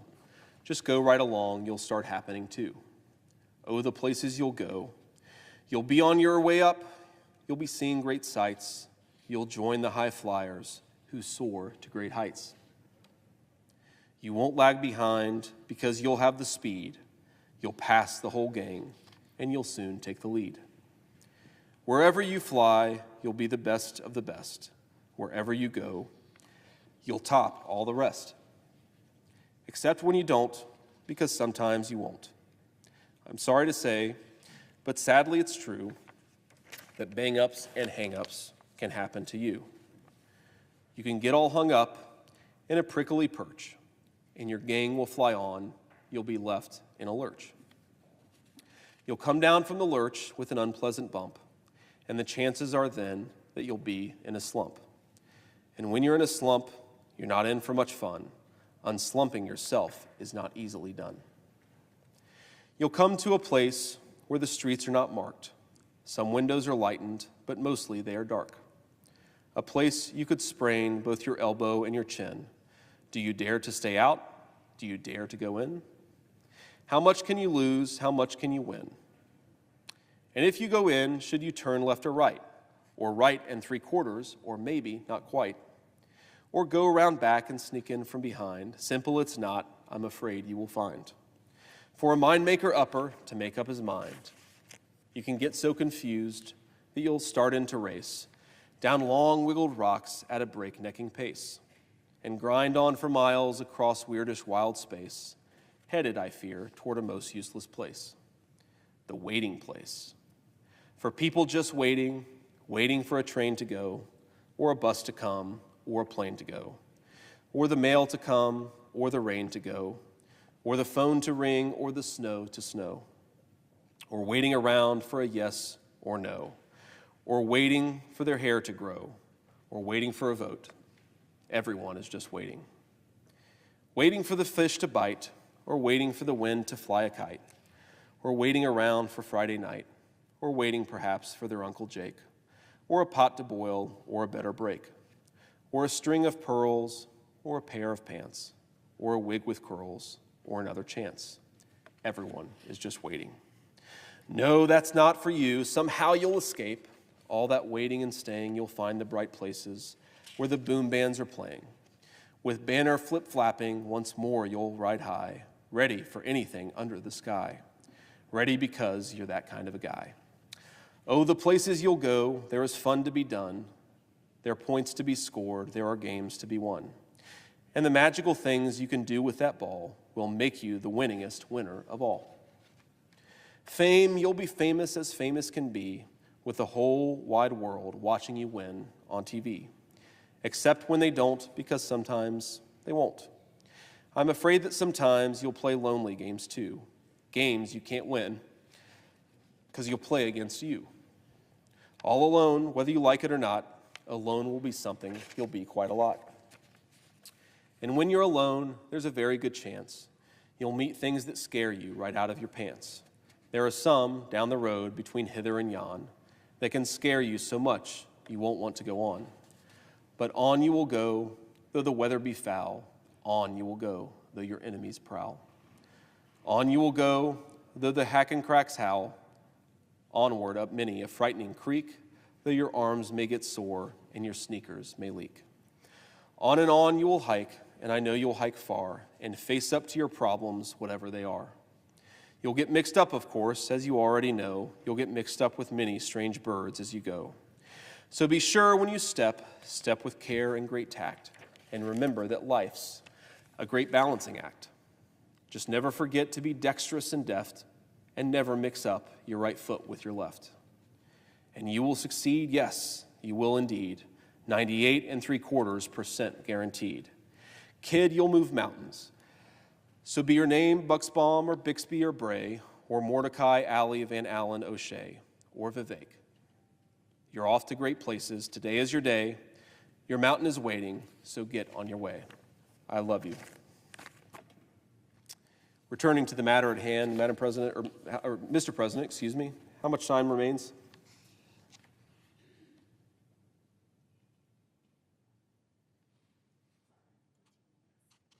minutes. Thank you, Mr. President.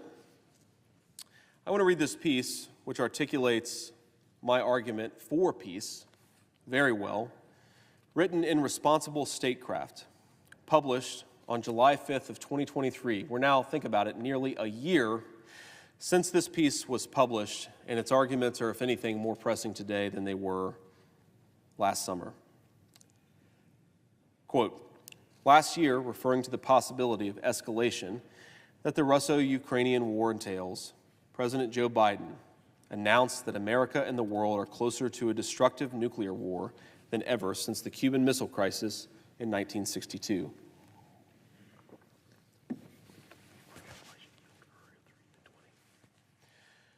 Perhaps no other statement from the highest level of government could so directly affirm the failure of American grand strategy and foreign policy in the post-Cold War world.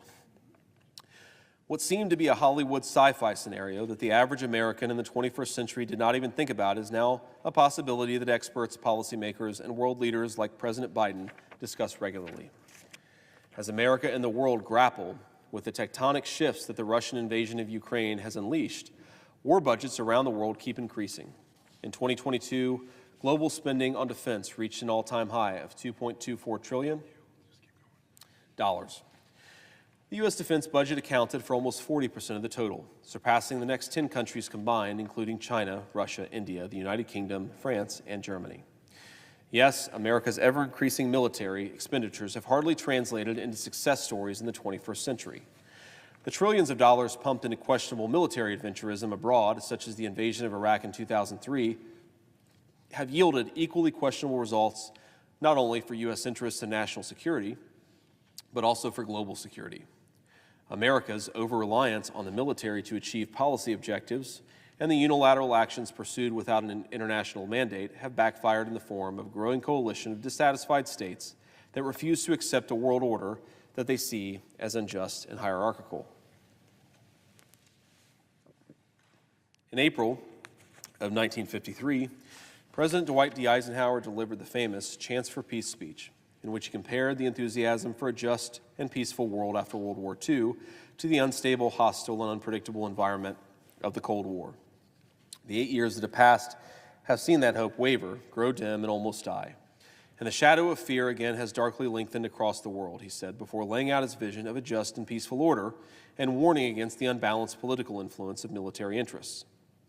Today, 70 years later, the world faces the same shadow of fear as the unpredictable war unleashed by a revisionist Russia shakes the international system. Biden's promised end of America's forever wars that was supposed to bring stability and predictability back to the realm of international affairs, while also allowing the United States to reorient its resources towards a much-needed domestic revival, did not materialize. While the war in Ukraine poses a significant threat to U.S. national security interests and necessitates an appropriate policy response, including security assistance to Ukraine for self-defense, look, this guy even believed in security assistance to Ukraine up to a certain point. U.S. military spending was growing even before Russia's invasion of Ukraine. This pattern should raise questions about whether the United States should have increased spending on the military in response to the crisis in Ukraine. The war has also turned into a talking point for those whose direct interests tied to military spending overshadow the actual interests of the American people. Many are now pushing for the concept of a long standoff with foreign rivals, without accounting for the real costs and implications that will be borne by ordinary citizens both in America and abroad. In foreign affairs, discourse and reality are sometimes interwoven in complicated and nuanced ways. Conflict can arise as much from actual strategic disagreements, security considerations, and national interests as from discourse and perceptions. In this context, embracing conflict and promoting discourse that emphasizes a long-term confrontation is a dangerous path for America to follow. The very cause of World War I has been attributed to the perceptions of threats and the interpretation of actions by states as hostile, leading some scholars to argue that European leaders sleepwalked into a conflict they neither desired nor expected to win easily. The question for Americans today, especially the new generation that will be inheriting a more unstable and dangerous world, is whether they will allow America to sleepwalk into a conflict that the United States neither needs nor can afford to win. Traditionally, American voters do not attach much importance to foreign and defense policy issues. Yet the citizens of a country that will be spending a record $842 billion on the military cannot afford to close their eyes on such critical policy issues that in fact profoundly affect their livelihoods. The question is not whether America should abandon its legitimate security needs and interests, nor neglect the foreign threats that necessitate spending on the military. We must understand how much of the current spending is actually justified. We also need to assess the efficiency of the military to protect the American people and interests abroad without overextending resources wastefully and prompting a dangerous arms race that will paralyze growth, development, and more importantly, the long-term prospect for peace and a new, more just world order. This is why young Americans should be especially concerned with the unchecked influence of special interests that seek to inflate threats, install the inevitability of long-term confrontation in the world, and justify ever-increasing spending on the military.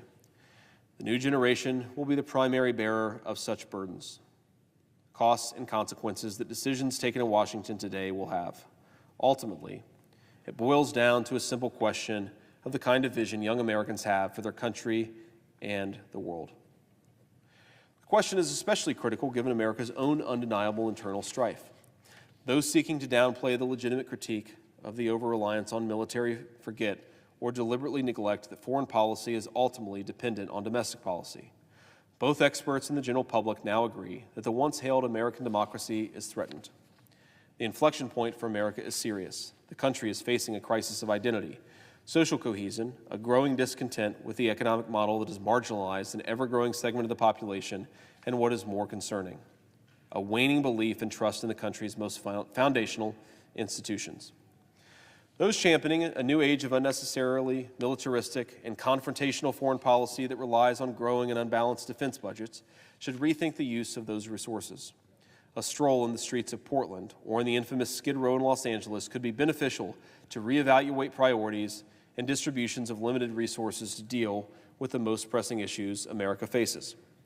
Ultimately, the strength and attractiveness of the United States on the global stage and America's competitiveness vis-a-vis its rivals depends on the domestic revival of a country that has been decaying silently for decades in virtually all key aspects.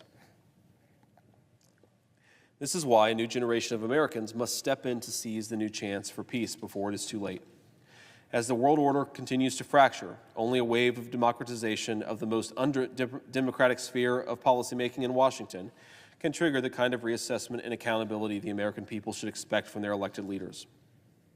Unless we take steps now to usher in an overdue reckoning in Washington, we may miss, as President Eisenhower said, a precious chance to turn back the tide of events.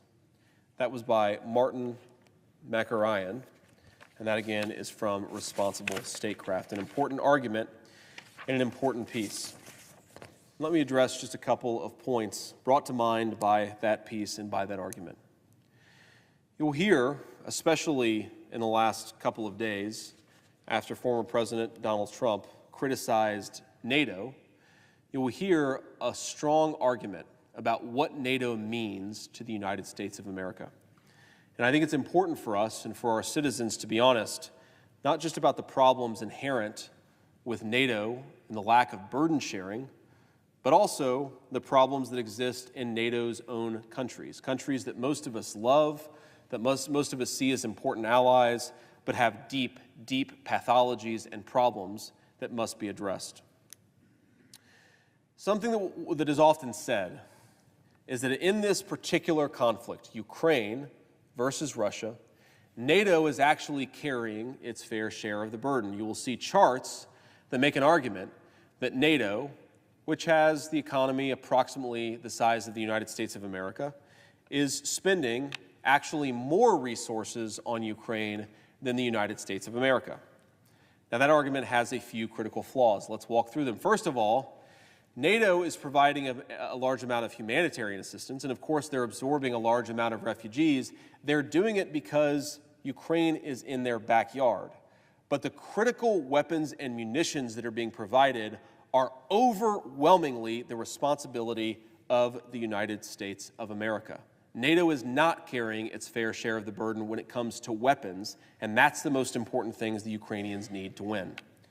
Second, even if we assumed, and it's wrong, but even if we assumed that NATO was carrying its fair share of the burden over the last 18 months, NATO has failed to carry its fair share of the burden for literally decades, ladies and gentlemen.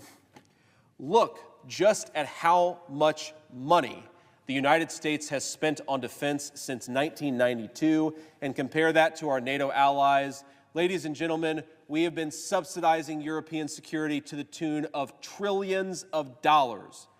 And it might feel nice when we go to Munich and the Europeans thank us, and it might be great to get a pat on the back from a European head of state, but the American people demand that NATO carry its fair share of the burden. Germany is the largest economy in Europe. They have promised for decades, and especially over the last years, that they would meet the NATO threshold of 2% of GDP spent on defense.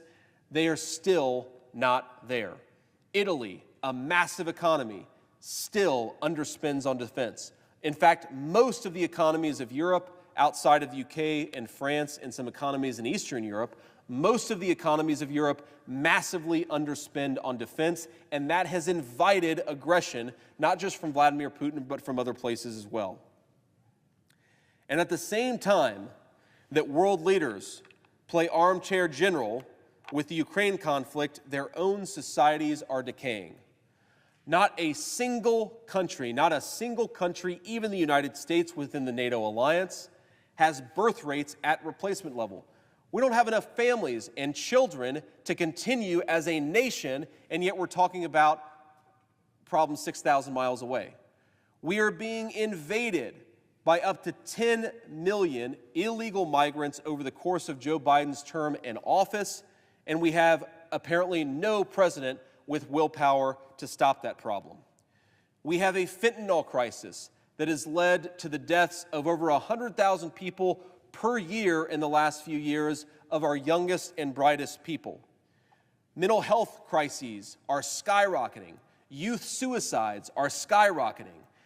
And every single place, not just the United States, but every single one of the countries in the NATO alliance see similar, or in some cases, even more troubling dynamics on most of those metrics, from migration to economic malaise.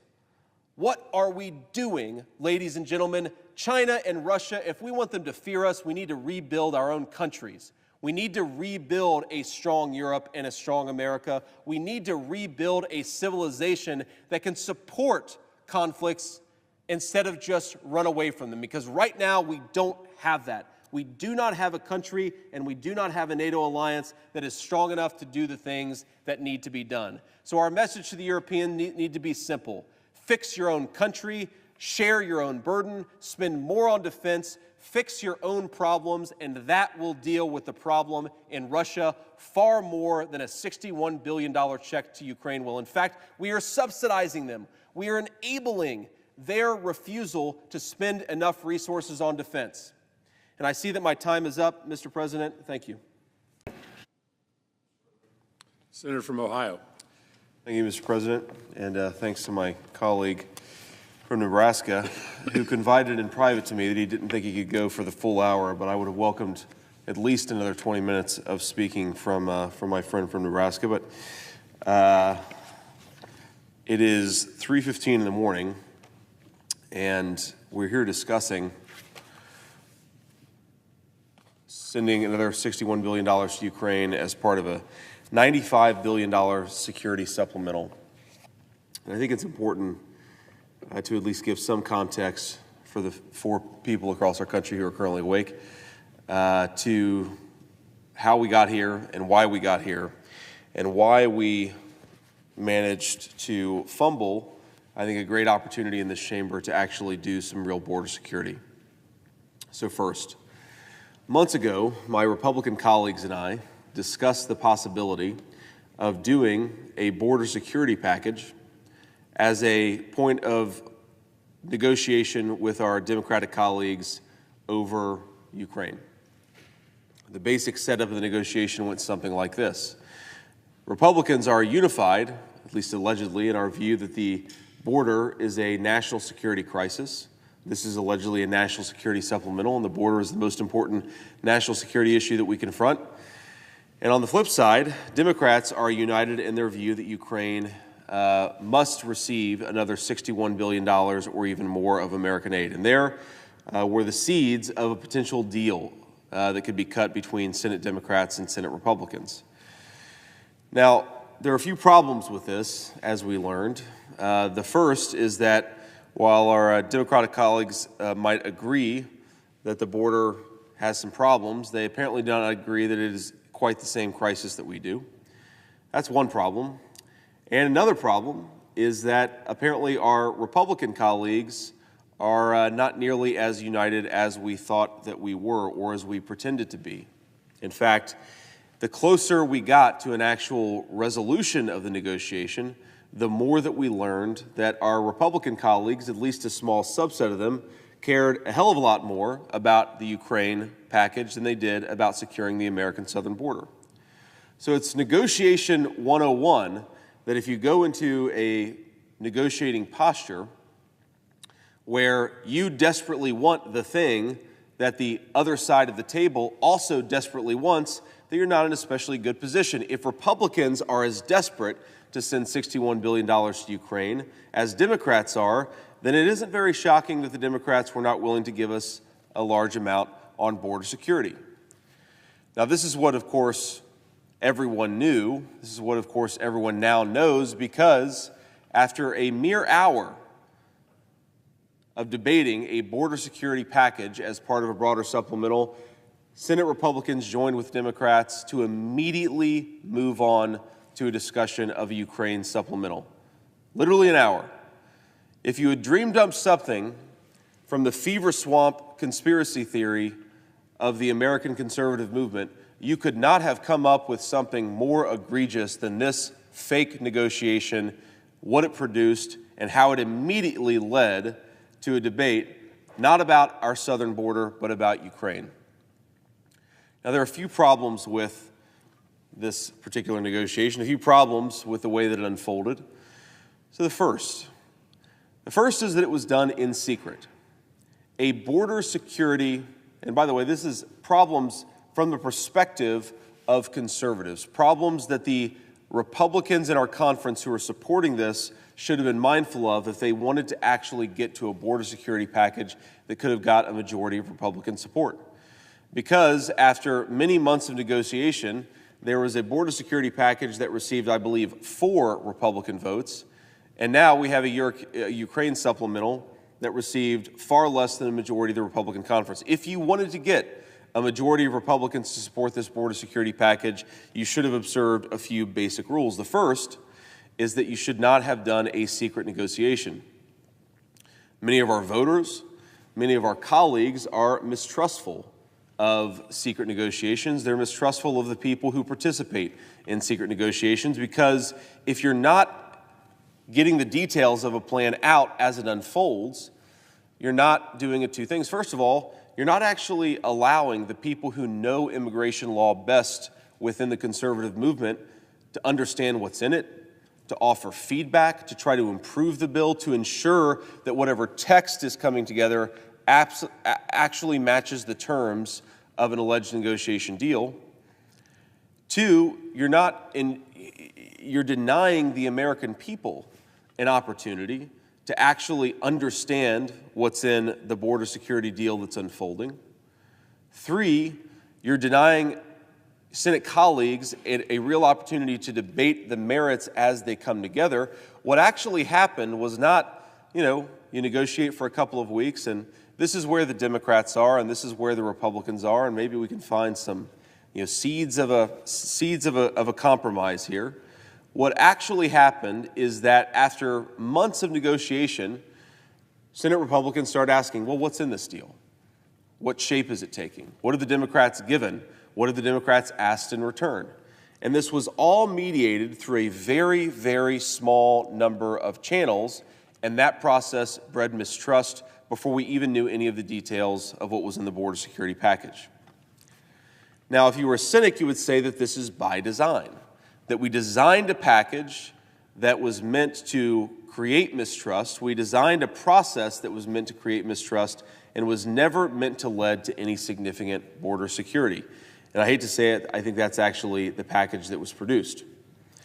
So after months of secret negotiations, after months of denying some of the smartest immigration experts in the world the opportunity to critique and offer feedback on this package, after months of breeding mistrust within the American body politic, the details of an immigration grand bargain started to leak out. and the details were pretty troubling. There were some good things, of course, some things that we liked, some things that we think were necessary, but it's interesting that even in the most generic terms, the details of the immigration plan started to create some backlash among most Republicans. And again, if you can't pass a border security package without the support of most Republicans, then it's not actually going to pass. So here we are, early 2024, with the promise of a grand bargain on border security and a national security supplemental to boot. And yet, every single detail turns out to have not been manifested in the text, turns out to have not produced something in the text that would have actually meaningfully secured the border. So the first thing that you would want to do, if you were serious about border security, the first thing that you would want to do is to limit the president's ability to parole close to 1 million illegal migrants a year. If you go back to the Obama administration paroled about 5,000 illegal aliens every single year.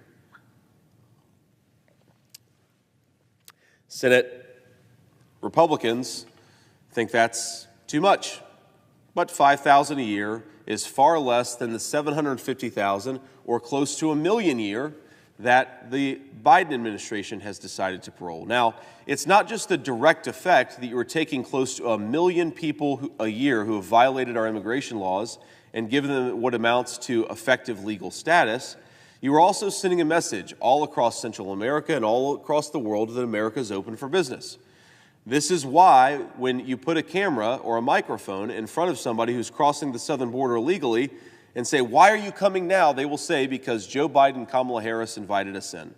The parole policy has thrown open the floodgates, and this grand border compromise contained almost nothing that would meaningfully reduce the number of paroles that the President of the United States can issue. It required a report, I believe, but nothing that would limit the President's discretion to grant parole en masse as he has done for the last 3 years of administration. That was the first problem. The second problem is that the grand border compromise did very little on the question of asylum. It pretended to do something on the question of asylum. It changed the asylum standard. It increased that standard from a credible fear to a reasonable fear, but it also changed who is enforcing that standard to CIS agents who are among the most pro-asylum people in the entire United States government. So you change the standard, but you make it much easier. You create a person who's enforcing that standard that has almost no reason to meaningfully enforce American asylum laws. Now, why is this a problem? Well, because we have fundamentally at the United States southern border an economic migrant crisis that is pretending to be a massive asylum crisis. People who are traditional economic migrants, they come into our country at ports of entry or elsewhere. They claim asylum. They say that they are persecuted. They say that they are fleeing persecution. And then the asylum officer usually will tell them, you have to come back in 6 years or 12 years or however many years down the road to have your case adjudicated before an immigration law judge. And of course, for those 10 years, maybe more, that they're in the country, they effectively have legal status. They are in our country, and many of them never show up for their court date, even though the court date is years later. So the asylum process has turned millions of economic migrants into alleged asylum claimants. And I find it interesting that when you look at what's actually coming, at who's actually coming across the southern border, it's very, very often young men between the ages of 20 and 35, unaccompanied by women or children. Because if we know anything about world affairs, it's that when people are politically persecuted, it's always the young, unaccompanied men who are the most politically persecuted, not the women or children. And my colleagues will forgive my sarcasm there. Why is it that the people who claim the greatest persecution, the people who are flooding across our southern border, why are women and children so poorly represented among them? Because this is not about asylum and this is not about political persecution. This is about manipulating America's laws to turn an economic migration crisis into an asylum crisis. It's a legal arbitrage that immigration attorneys in the United States of America have cooked up. And oh, by the way, one of the great things about the Grand Border Compromise is that we decided to pay immigration attorneys who are undercutting our immigration laws massive amounts of legal fees from the American taxpayers. Because why not have a handout for the immigration attorneys who have helped create a system where we undercut our immigration laws? That was the second major problem with the Grand Border Compromise. A third major problem with the Grand Border Compromise is that it did not meaningfully increase the president's authority or, frankly, force the president's hand into deporting anyone who is currently here illegally. Just a couple of weeks ago in New York City, a group of illegal immigrants violently assaulted a police officer. Those people, as far as I know, are still in our country because we don't deport people. Even those who violently assault police officers, we deport an incredibly small number of the people who come into this country illegally. A fourth problem with the Grand Border Compromise, cooked up by my colleagues, is that it had an emergency border shutoff authority, which was really an admirable effort to force Secretary Mayorkas and the president's hand. And the way it went was basically something like this. If border crossings reach a certain threshold, 5,000 a day, I believe, in the text that we received, then there's an emergency shutdown authority that applies for a certain number of days per year, 270 days in the first year, less in the second year, and less in the third year. Now, that sounds not too bad, right? Once you hit a certain threshold of illegal border crossings, you should shut down the border. I happen to think that number should be close to zero, but whatever, opinions will differ on how we should, on where we should set that authority. And yet, that authority set at 5,000 a day, which effectively says that you can have nearly 1.9 million illegal aliens come into the country before you trigger that authority, it has multiple provisions that would allow us to waive it. So it has a 45-day emergency waiver authority for the president. It has a 180-day discretionary waiver for Secretary Mayorkas. And for those who are good at math, 180 days plus 45 days is 225 days. So of a 270-day a 270-day border emergency shutdown authority, 225 days can be waived by the president or the secretary who refuse to enforce our immigration laws. That's not much of an emergency authority if they could only have to use it 45 days in the first year, given what's going on at the American southern border. The fundamental problem, as so many of my colleagues have recognized and so many of my colleagues have noted, is how do we get Joe Biden and Secretary Mayorkas to enforce the border law when they clearly don't want to? This is a forcing functionism. The real negotiation here, as was obvious to anybody from the start, was how do we force Joe Biden to do his job? And what leverage do we have in order to force that very thing? Instead, we went into it, a negotiation where, again, it was in secret, and where our colleagues who were negotiating fundamentally didn't understand or didn't enforce this fundamental insight. They wanted to give Joe Biden additional authorities. Well, he might not use those authorities even if you give them to him. They wanted to give Joe Biden a number of discretionary get-out-of-jail-free cards, where even if you create authorities for him to enforce the border, you give him the discretion to get out of it. But we don't need to be granting Joe Biden more discretion. We need to be constraining his discretion, because it's Joe Biden's discretion that has led to the border crisis that we have. Now, a number of my colleagues have mentioned the terrible consequences of the border problem and what it looks like for so many of our citizens.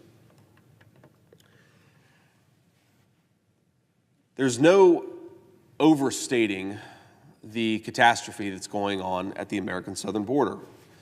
There's the fentanyl crisis that is killing over 100,000 citizens of our country. Of course, the fentanyl is now transitioning to other drugs, just as the heroin transitioned to the fentanyl, just as the prescription pills transitioned to the heroin. One of the many gifts of our wide-open southern border is a virtually limitless supply of increasingly more powerful synthetic opioids to kill our citizens. If you read anything about the history of the opium war, you wonder if we're witnessing right now the reverse opium war, where precursors to synthetic opioids come in from communist China. The Mexican drug cartels manufacture them and then ship them across the southern border. If you were actually serious about addressing this crisis, the first thing that you would want to do is limit Joe Biden and Secretary Mayorkas's authority to open the floodgates and invite millions of illegal aliens into this country. Limit their discretion. That was always the only pathway to meaningful border enforcement under this administration. As so many of my colleagues have mentioned, Joe Biden clearly doesn't want to enforce the border. So, ladies and gentlemen, how do we force the president to enforce the border? And the basic deal that was offered by a number of my colleagues and friends went something like this. If the Democrats are so desperate to send another $61 billion for Ukraine, then what we could do is meter the money based on border enforcement metrics. This is, in fact, what was discussed in the Republican conference, and it received support from Ukraine supporters like Jim Risch and Ron Johnson, to people who are more skeptical of the conflict, like me, to people who are in the middle, like Ted Cruz. The basic idea was we are going to force, as much as possible, Joe Biden to enforce the southern border, and unless he gets illegal border crossings under a certain level, using his existing authority, maybe with some additional tools, then we will not provide support to the security supplemental. In other words, if he wants his $61 billion for Ukraine, Joe Biden's going to have to do a little border enforcement, despite the fact that he obviously doesn't want to. That was the deal that we thought was on the table, and that, unfortunately, was not the deal that was actually on the table once it was advanced by our leadership team. And, of course, on Sunday night, February 4th, we received the text of the Grand Border Compromise.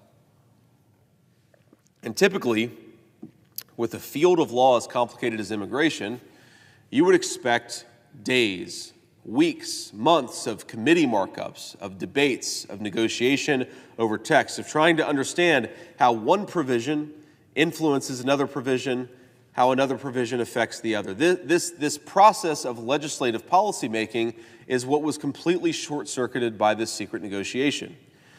So on Sunday, the text dropped, and on Wednesday, we were expected to vote on it. So for 3 days, from February 4th until February 7th, my staff, and I imagine the staff of nearly every Republican member, worked long nights to try to understand what was actually in the border security package. They identified many of the problems that I just repeated that actually existed with the policy, that even where it looked good on the surface, it very often contained provisions where Democrats had frankly outnegotiated Republicans. It reminds me a little bit of the Fiscal Responsibility Act, where where the president's negotiators took to the New York Times to brag afterwards that while then Speaker Kevin McCarthy had gotten a lot of concessions out of the White House, those concessions had fallen apart when the concessions were translated to legislative text. That's a problem. If the legislative text isn't very good, no matter how good the headline promises of the legislation are, then you shouldn't support the legislation. That's, of course, what happened. On Wednesday, Republicans decided as a conference that they would not support the border security package that came out. Now, a curious thing happened then. If you had really been serious about border security, if you really wanted to advance the ball in any negotiation, the other party comes with an offer, you consider the offer, you read it, you try to understand it, you decide it's not good enough. What do you do if you're serious about the problem? You then go back and say, well, you know what, this just isn't good enough. We need to keep going down this pathway. We need to keep on fighting for a way to secure the border, but that never happened. And why that never happened is because too many within the Republican conference were desperate for money for Ukraine, so desperate that they were willing to short-circuit any meaningful border security. That is the fundamental truth. As much as I am frustrated at my Democratic colleagues for not doing more to secure the border, as much as I am frustrated for Democrats writ large and the President of the United States for not doing his job, on this particular negotiation, the simple truth is that too many Senate Republicans cared far more about Ukraine than they did about their own country. You heard it earlier this evening, when one of my colleagues said this was the most important vote that any of us had ever taken in the United States Senate. I can't imagine what leads a person to think that sending $61 billion to Ukraine at this moment of crisis for our country is the most important vote that we have taken. My God, maybe we should take some far more important votes that actually solve the problems that confront this country. Maybe we should confront the mental health crisis in our country, the fact that our teenagers seem to have rising depression rates, the fact that our young people have rising suicide rates, the fact that we have a wide open southern border, the fentanyl and sex trafficking crisis. All of these things are substantially more important than what we are about to vote on in the United States Senate and what we voted on last night. But not, of course, if your main priority is securing Ukraine's border rather than fixing the problems of your own country. And this, unfortunately, is where we are. This is, unfortunately, the problem that we're confronting. We have a Democratic Party that wants an open border, and we have a Republican Party where most of us want to fight for border security, but a few of us actually care more about Ukraine. And therein is the seed of the real bipartisan compromise that we have in this country, which is constantly focusing on the problems of other countries instead of on the problems of our own. So let's talk a little bit about the Ukraine policy, because that's now, after the border security deal fell apart, now we're on to focusing on Ukraine. And of course, this has become the main focus of so many of my Senate colleagues. This has become the reason for breathing, the reason for waking up in the morning, the reason for coming to work in the United States Senate to ensure that we send another $61 billion to Ukraine. There are so many problems with our Ukraine policy, and I'm going to start from the most obvious all the way, hopefully, to the unintended consequences if we have enough time and if I'm still standing. Let's start with the most obvious problem of our Ukraine policy. There is no strategy. A year ago, I spoke with Secretary Blinken, and I had a number of private conversations with people in the administration. What was the goal of our Ukraine policy? And then the goal was to ensure that Ukraine had enough weapons so that they could launch a much-anticipated counteroffensive. That counteroffensive would allow them to gain large amounts of territory. It may even allow them to push the Russians out of Crimea. And then, of course, you could have peace settlements where Ukraine was from a position of strength and Russia was from a position of weakness. We would, in other words, throw the Russians back to close to the 1991 borders of Ukraine, and then we would try to negotiate with them. Now, this leaves out, of course, an important historical detail that back in April of 2022, as everybody from Gerhard Schroeder, the former Chancellor of Germany, to a number of our NATO allies have pointed out, the Russians wanted to negotiate back in April of 2022. The negotiation was possible back then, but Boris Johnson, the Prime Minister of the UK, and of course our own administration refused to engage in that negotiation. We wanted the Ukrainians to fight and to fight on. Of course they have, at great cost to themselves and at great cost to the American taxpayer. Now here's the problem with this idea that the Ukrainians would ever throw the Russians back to the 1991 borders, is they are massively outmanned and massively outgunned. Ukraine has a population today of about 28 million people. Russia has a population today of 145 million people. Russia manufactures far more artillery shells, not just than Ukraine, but than the United States of America, an economy that is 10 times as large. Russia is not going to lose the war. That is a fundamental fact that everybody needs to accept. They are not going to lose. It is existential to them. It is the main focus of Vladimir Putin. They are bigger and they have more weapons. So the question then becomes, how do we preserve as much of Ukraine as possible? How do we prevent as much innocent loss of life as possible? And how do we ensure that this war comes to a negotiated peace in a way that prevents a number of negative consequences. That is the goal here, a peace that prevents as much bad from happening. But that's not our strategy. Our strategy is to throw money and weapons at the problem indefinitely. So if a year ago we were praying for a counteroffensive, we could ask ourselves, how did that counteroffensive go? Well, the Ukrainians lost tens of thousands of soldiers.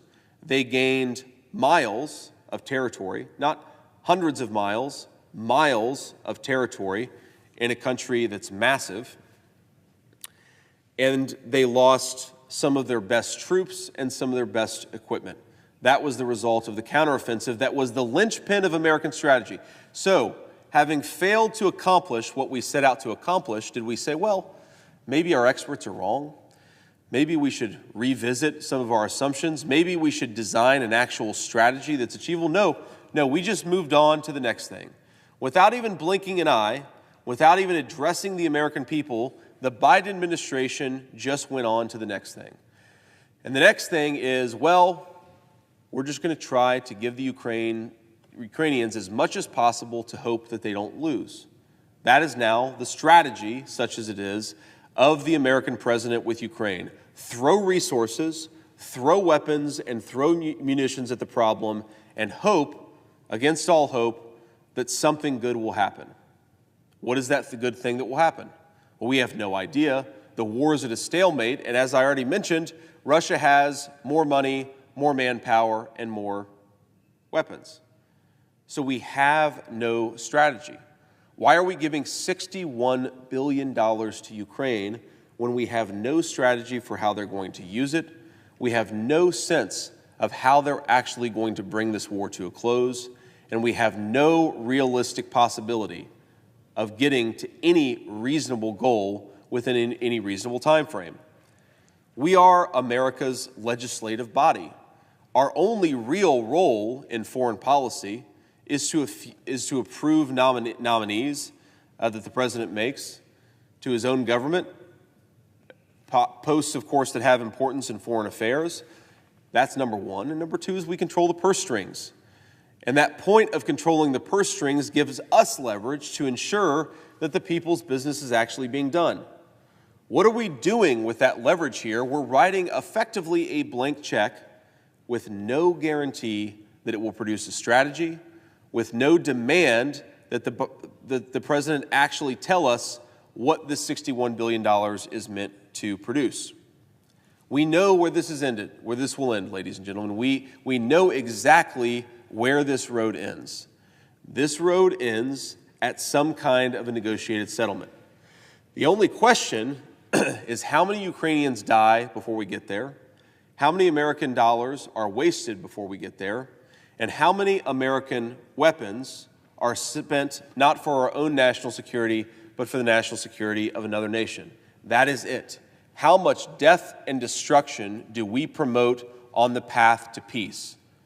And my answer is we should be promoting as little as possible. We should be promoting a negotiated peace. We should be trying to get there as quickly as we possibly can.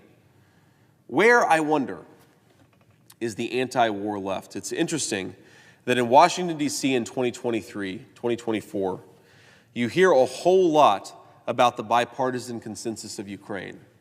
And yet you never hear people asking, where is that bipartisan consensus led in the past? I am 39 years old.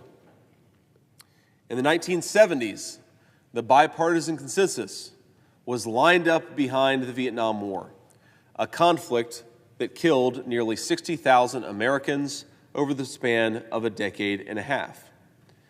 In early 2000, the bipartisan consensus was that not that we should knock out Osama bin Laden's terrorist network in Afghanistan, but that we should rebuild Afghanistan into a flowering Western-style democracy. We should put resources into training the Afghan population to think about Americans, or to think about gender roles as Americans do in the 21st century, to promote the creation of democratic institutions, to train an Afghan army. For 20 years, American blood and treasure was committed to that project, and that project fell apart in a matter of weeks. Turns out the Afghans don't want Western-style democracy. It turns out the Afghans don't want to fight for a country that apparently very few of them actually believed in, because it took about 3 weeks before the Taliban rolled over their country. The bipartisan foreign policy consensus got us exactly there. That same bipartisan foreign policy consensus got us to Iraq. Under the pretense of weapons of mass destruction, and many of the people in this chamber who supported the war in Iraq are now supporting limitless supply of arms to Ukraine. Interesting how that bipartisan consensus works out. That same consensus supported knocking out Libyan dictator Gaddafi, which led, of course, to incredible chaos and destruction in that country. That bipartisan consensus led us to get involved in Syria and yet another quagmire in the Levant. And that bipartisan consensus has found a new passion project: limitless war, limitless weapons, and limitless money to Ukraine. Why is it that we think that the same people who have been wrong for a half of a century are somehow right about this question? Why do we not learn the lessons of Iraq? One of the most important lessons of Iraq, as the great late General Colin Powell pointed out, is that we didn't have a defined strategy. What is the mission? What are we trying to accomplish? What is America's blood and treasure actually trying to do, and how long must we be required to spend it? Never has that question been answered in Ukraine. Never has that question been tried to answer. Never have we tried to answer that question over the last 40 years of failed foreign policy experiments. I look at this country over the time I've been alive, and I look at what its leadership has accomplished, and it's hard to not think that the bipartisan consensus in American foreign policy has led to effectively graveyard after graveyard after graveyard, $34 trillion in debt. We have purchased on the backs of our children and grandchildren a number of graveyards all across the world. I don't know what we've accomplished beyond that. And yet, people in this chamber, including my friends on the left who used to have a real anti-war sentiment, the left used to have a real understanding that war has terrible unintended consequences, that it enriches all of the wrong people, that it kills many of innocent people. There is no meaningful pushback on this conflict from the left. I find that shocking. I find it depressing, frankly, because those of us on the right who are sick of war and sick of our children and grandchildren paying for it would actually like some allies in pushing back against this latest conflict. In fact, if you look, just to meditate on this point about strategy a little bit longer, if you look at the arguments for why we should be in Ukraine, they all boil down to, unless we send continual resources, something terrible will happen. The Russians will overrun the Ukrainians when they don't have enough resources. And they won't stop at Kyiv, we're told. They'll go on to Poland. They'll go on to other NATO allies. And then it will be Americans who are on the front lines of Germany defending against the terrible aggression of Vladimir Putin. Well, it must be said that, first of all, this is a fantasy. No credible military expert, no person with a thinking brain believes that Vladimir Putin has the capacity to march all the way to Berlin. He does not have the capacity to march all the way to Kiev. Of course he can't march all the way to Berlin. So the fear-mongering just doesn't work. That dog just doesn't hunt. Now, of course, if Vladimir Putin could, let's just entertain this thought experiment. Let's just assume that Vladimir Putin could march all the way to Berlin. What would that mean about our NATO allies? Well, one thing it would mean is that they're a lot weaker than they pretend to be. Another thing it would mean is the fact that we know that NATO needs to step up and spend a lot more resources on their own national defense. If Vladimir Putin could march all the way to Berlin, that suggests that the Germans have got to do a lot better at defending their own country, and they've got to step up. NATO was never meant to turn Europe into permanent welfare clients of the American taxpayer. It is time for Europe to step up. Now, some of my colleagues give the Europeans far too much credit for doing their part over the last 18 months of conflict in Ukraine. They point to charts that say if you include humanitarian assistance and economic assistance, the Europeans have actually spent about as much as the Americans, maybe even more than the Americans, on Ukraine. Well, that chart misses a couple of important facts. The first of which is that the most critical thing is not money, it's weapons. And the United States has supplied a disproportionate share of the weapons to the Ukrainians at great cost to ourselves and at great degradation of our own defense capability. The other thing it leaves out is that NATO has, for decades, sucked on the teat of the American taxpayer. Trillions and trillions of dollars have gone into American defense budgets that have been an implicit subsidy to the Ukraine or to NATO. An implicit subsidy to NATO. So forgive me if I'm not impressed if the Europeans are stepping up a little bit for a war that is literally in their backyard.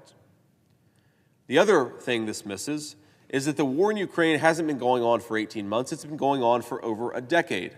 Of course, the conflict that brought us to Russia's large-scale invasion of Ukraine has been going on in Ukraine since at least 2014.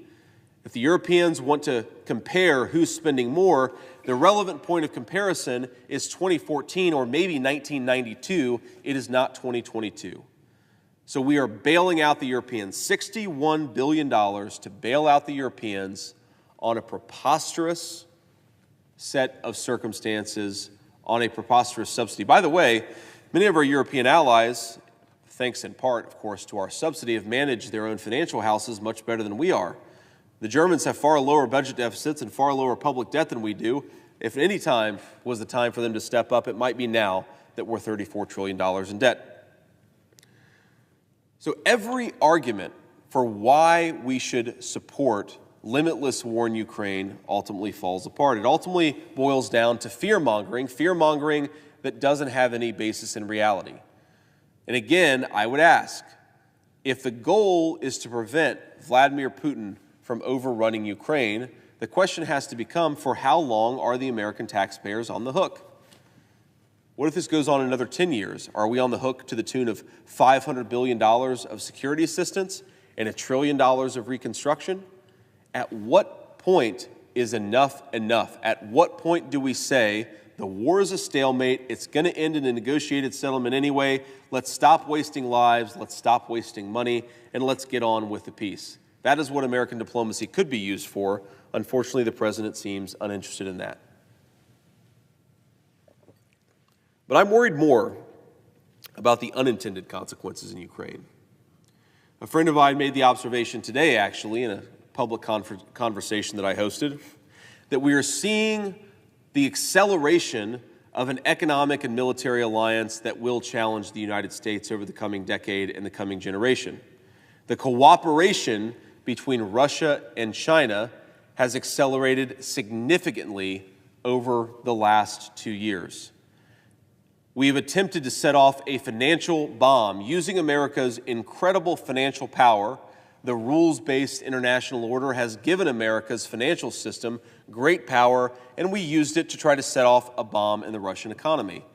But that bomb appears to have fizzled. The Russian economy has consistently defied growth expectations and forecasts. Our own leadership has admitted that its sanctions haven't worked nearly as well as we wanted them to, and the Russian economy, now put on a war footing by Vladimir Putin, is producing weapons at a faster rate than the United States, which of course is an economy 10 times the size of Russia. So if the goal was to weaken Russia here, we have catastrophically failed. What we have done actually is created an alternative financial system around Russia, China, and other countries, and we've created an accelerating military alliance between two of our most dangerous adversaries in the world. That is the net effect of our policy. That is unintended consequence number one. Unintended consequence number two is that we are, at this very moment, destabilizing governments all over the world with higher fuel prices and higher food prices. I made this observation earlier, so my colleagues hopefully will forgive me for repeating myself, but one of the most interesting conversations I've ever had was with former President Barack Obama just days before he left the Oval Office, about a week before Donald Trump and Mike Pence were inaugurated. And Obama made the observation that though he was obviously more a fan of, call it mass migration than I am, that he knew that if you created too many immigration pressures in a country, it could destabilize that country. And he made this observation in the context of the 2015 European refugee crisis, telling me, and I'm paraphrasing here, and I don't want to violate any confidences, that he felt that the 2015 refugee crisis had actually destabilized a number of European governments and, in fact, had led to the election of his political adversary, Donald Trump, in 2016. Well, I thought that was a smart and insightful observation from the former president. Of course, I disagree with his politics and his immigration policies, but it was an interesting and very self-reflective observation. Well, what I wonder happens if the European refugee crisis of 2015 destabilized Europe, what happens when we apply massive energy and food price increases to the entire continent of Africa? 1.5 billion people, almost all of whom have a much lower quality of living than the average American or the average European. We know exactly what will happen. If you take 1.5 billion people, most of whom are just good people who want to feed their families, and you make it impossible for them to feed their families in their own country, they will move. And where are they going to move? They're going to move to Europe, and they're going to move to the United States of America. Can we, at a time of a historic border crisis, possibly absorb hundreds of millions, at the very least millions of starving people moving? And why are they starving? They're starving because Eastern Europe is the breadbasket of the world, especially that part of the world, and grain prices, barley prices, wheat prices have skyrocketed over the last 2 years. We are creating the predicate for a refugee crisis that will destabilize Europe and destabilize the entire world. We're also, while we're at it, enriching Vladimir Putin. While we spend $61 billion in Ukraine, we're enriching Vladimir Putin with idiotic energy policies. We're actually funding both sides of this conflict. Putin's economy depends substantially on natural gas, on petroleum. And our energy policies, our refusal to empower America's energy producers, the Biden administration just a couple of weeks ago blocked additional exports of liquid natural gas. That enriches Vladimir Putin's Russia. Every time you take an action that drives up the cost of energy, you are enriching Vladimir Putin's Russia. So with the one hand, we pursue energy policies that enrich Vladimir Putin, and with the other hand, we send $61 billion to Ukraine.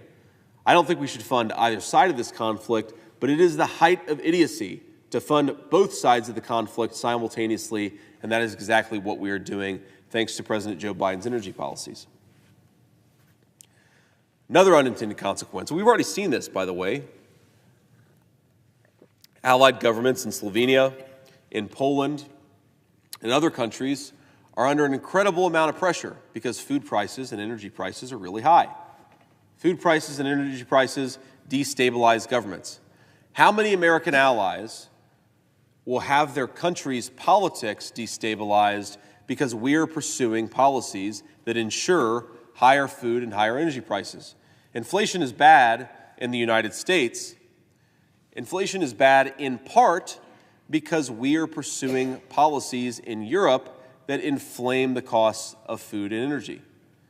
It's always funny when I hear my Democratic friends say that inflation is not Joe Biden's fault. It's the fault of what's going on in Eastern Europe. Well, if Joe Biden was a little bit smarter and used diplomacy more aggressively, perhaps what's going on in Eastern Europe would not be quite as prolonged, and perhaps we could bring it to a quick close. That's unintended consequence number 3. We are impoverishing our own people on this conflict. $34 trillion in debt. We are on the hook now for close to $200 billion to Ukraine, but that doesn't count the reconstruction assistance they will certainly need. That doesn't count the numerous ways, energy prices, food prices, that this conflict is putting pressure on the wallets of American citizens. It doesn't count all of the ways in which we are distracted by a conflict in Eastern Europe and are unable to pursue smart policies elsewhere in the world. We are impoverishing a generation of Americans. We are making it harder for them to achieve their American dream, and we're doing it to empower defense contractors and to bring a war to effectively a never-ending stage. Because that's what's happening. We know this conflict has no end in sight. We know that only America, using its diplomatic power, could apply the leverage necessary to bring it to a close. We are instead using our financial, military, and diplomatic power to prolong this thing as much as possible. There are other unintended consequences, and I worry that we have no statesmen left at the senior leadership of this country. For a generation, we have been told that the important thing is to thump our chest, to talk tough, to act tough, but not actually do the things that are necessary to strengthen our country and make our country more powerful. You hear my friends on both sides of the aisle say that if we don't show resolve in Ukraine, that it will invite Xi Jinping to invade Taiwan. And of course, I believe that a Taiwanese invasion by Xi Jinping would be one of the worst things that could happen on the world stage for our country. Our colleagues are right to worry about it. But the argument is that they will invade, the Chinese will invade unless we show resolve in Ukraine. But the unfortunate truth is that the Chinese don't care about our resolve, they care about our strength. In classical foreign policy schools, deterrence is the combination of resolve and capacity. You have to both want to do something, but most importantly, you have to have the ability to do that thing. And we have no capacity to deter the Chinese in East Asia and help the Ukrainians fight a war in Eastern Europe. For many generations, our leadership shipped our industrial base, our manufacturing jobs overseas, and that has left us in a place where we don't produce enough weapons. We don't produce enough missiles. We don't produce enough artillery shells. We don't produce enough of the critical munitions that are necessary to fight conflicts all over the world. So every time we spend critical resources on Ukraine, we ensure that they will not be available to a contingency necessary for the United States of America. That's not hypothetical and that's not abstract. We, even now, are sending weapons to Ukraine far faster than we can make them. Why are we sending cluster munitions to Ukraine right now? And again, I'll ask, where is the anti-war left? What happened to the left that was worried about sending cluster munitions to various conflicts all over the world? Why are we sending cluster munitions to Ukraine? It's because we don't make enough artillery shells to send to Ukraine, to Israel, and to other needed partners.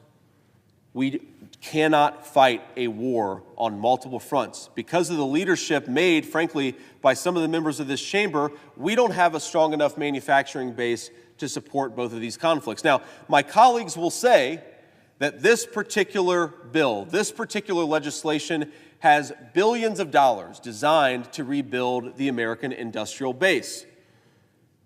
But you can't rebuild the industrial base by making weapons and sending them to Ukraine faster than you make them for your own country and for your own defense purposes. The question is, if we start rebuilding our defense industrial base tomorrow, how long does it take? 3 to 5 years at the very least. Call it 3 years if we started tomorrow before we could support contingencies in Eastern Europe and in East Asia. So what do we do in the interim? When our country, by every metric, does not produce enough weapons to support a multi-pronged conflict, what do we do in the interim? The solution and the answer, apparently, of this chamber is we send everything possible to Ukraine. We get as much as possible to Ukraine. Consequences, let's not worry about those. Let's not worry about the fact that we do not have enough weapons to deter aggression all over the world right now, and we have no viable pathway of getting there for the next 3 years. I think that a lot of my colleagues are living in a boomer paradise where America can do everything all the time without limits and without constraints, and that is not the world that we live in. Frankly, it's not the world we live in part because decisions made by people in this chamber and the leadership of this country over the last generation. But we are in this situation. Let's rebuild our own country before we overextend ourselves in a multi-pronged conflict. I mean, this is something out of every history book for how empires fail. Countries allow themselves to become eroded. They allow internal division to weaken their resolve. They allow economic might to degrade. And then, at the point when they're weakest, they overextend themselves militarily. That is where we are right now. We are at the weakest point in a generation. In the 1980s, our relative power in manufacturing was significantly stronger than it is today. My colleagues on the other side will say, well, you know, it's weaker, it's a bipartisan problem. It's not just Democrats' fault that our manufacturing base is weaker, and I would grant that point every day and twice on Sunday. It was a bipartisan failure that led our manufacturing economy to grow so weak, but it needs to be a bipartisan solution to figure out what to do until we rebuild it. No one has offered a solution for how to rebuild our manufacturing base quickly, and no one has told me what we're going to do while we're rebuilding that manufacturing base. We cannot supply unlimited arms all over the world when we don't even make enough for our own purposes, yet that is exactly what the United States Senate proposes to do later this morning. Now, one final observation here about where we are in Ukraine. I'm going to read just a brief summary here from produced by my staff. The $60 billion in Ukraine aid included in the $95 billion supplemental would be the largest single Ukraine aid package Congress has passed to date. Nonetheless, it was put on the floor with less than a day's notice and could obstruct future efforts to bring the war in Ukraine to a peaceful conclusion. The bill will commit $60 billion for Ukraine over multiple years, and it will provide nothing to secure America's southern border. If enacted, it would represent 34% of the total appropriated supplemental Ukraine aid, almost as large as the first three supplemental bills combined. It represents a 26% increase over the largest previous supplemental bill at a time when Ukraine's prospects on the battlefield have grown significantly worse. And it has done all this with less than a week of real debate. I'm trying to think of any amount of money that we've sent where we have not adequately debated, reviewed, amended, and corrected such a large spending package to Ukraine or to any other country. I mean, normally these bills, spending $100 billion of American taxpayer money, normally you might expect a real debate. We received text on this on February the 7th. Wednesday, February the 7th is when we received final text on the package that we're voting on today. $100 billion and 5 days of debate, most of which, of course, was occupied by the Super Bowl media cycle. The American people have been deprived of an actual debate on these matters from their elected legislature. The United States Senate has deprived them of the debate, and why? I don't know why. I think maybe the reason why we are pushing this so quickly is because a few of my colleagues are desperate. They are desperate to get to Munich next weekend and tell the leaders of the world that, yes, they did not secure their own southern border, but they did the most important thing. They got the $61 billion to Ukraine. It's shameful. It is shameful to conduct foreign policy through blank check writing to never-ending war, and it is extra shameful to do it while ignoring the problems of your own country. Madam President, can I ask how much time I have? The senator has 4.5 minutes remaining. Great. Well, I hate to keep my distinguished colleague from Utah waiting, but I will keep going here for another few minutes. I want to make, in the time that I have remaining, a political observation. When you craft legislation that is 370 pages long, and you deprive the American people and your Senate colleagues of a debate, you oftentimes find that there are things in the legislation that were unintended, or maybe they were intended, but they should have been corrected and taken out. In 2019, the United States House of Representatives impeached Donald Trump under a spurious and ridiculous argument, but the argument went something like this: that there was money that had been appropriated under the USAID, the Ukraine Security Assistance Initiative. The USAID had appropriated money, and Donald Trump refused to spend it exactly as it had been required in law. And the argument is because he had violated this appropriations requirement, and because of some of the requirements of the Impoundment Control Act, Donald Trump had violated the law and had to be impeached. It was a ridiculous argument then. It is a ridiculous argument now. But I find it interesting that given that Ukraine aid is a hotly contested political item for the 2024 elections, and given that Donald Trump was already impeached for the exact same reason, that so many congressional Republicans seem desperate to tie the president's hands in the next administration. Because built in to this Ukraine First supplemental is money that will be spent in 25 and 26.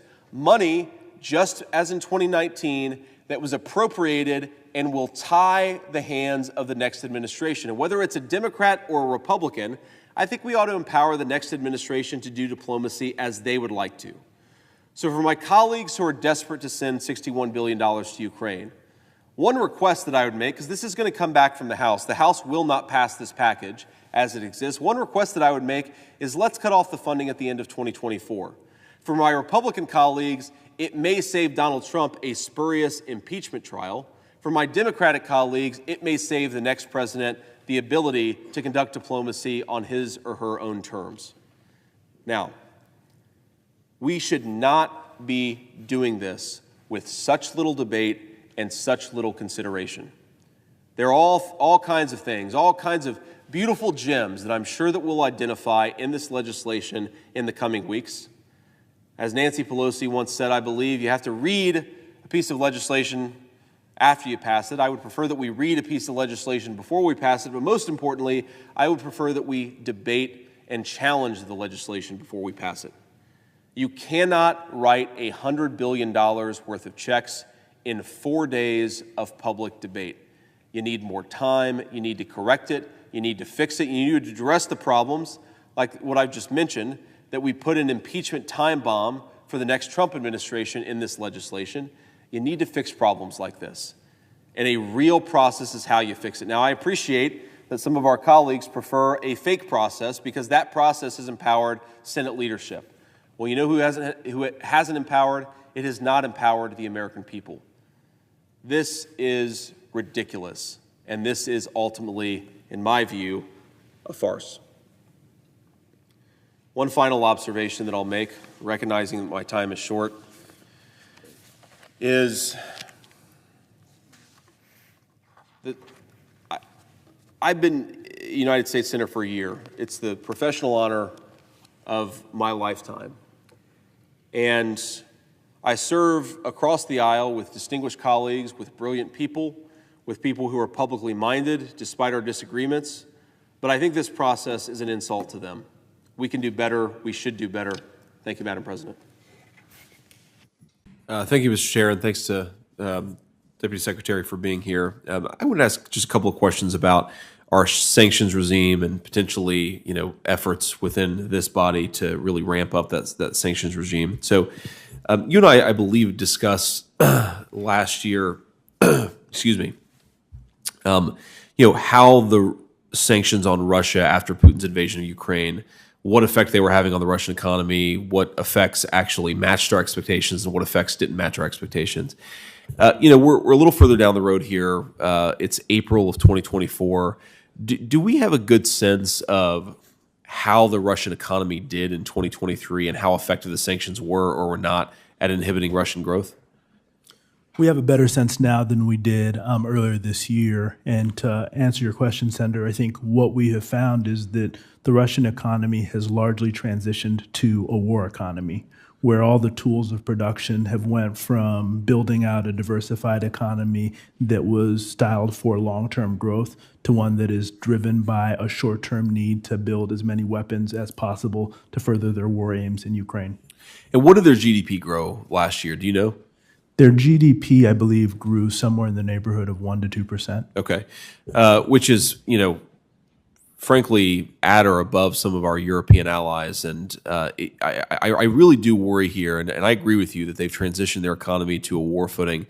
That has its own internal momentum. And one of the things I worry, I know this isn't your area of focus, one of the things I worry some of my colleagues underappreciate is that war footing has a certain momentum to it. And we should be trying to arrest that war footing as much as possible, not leaning into it and prolonging this thing, because I worry that once Russia becomes an economy that only works in a time of war, that actually makes it more likely and that they're going to show aggression now and in the future. I want to sort of transition, and Mr. Secretary, how aware are you of the REPO Act, REPO, that's sort of moving through this chamber? Are you sort of aware broadly with its outline? Yes, I am. Okay.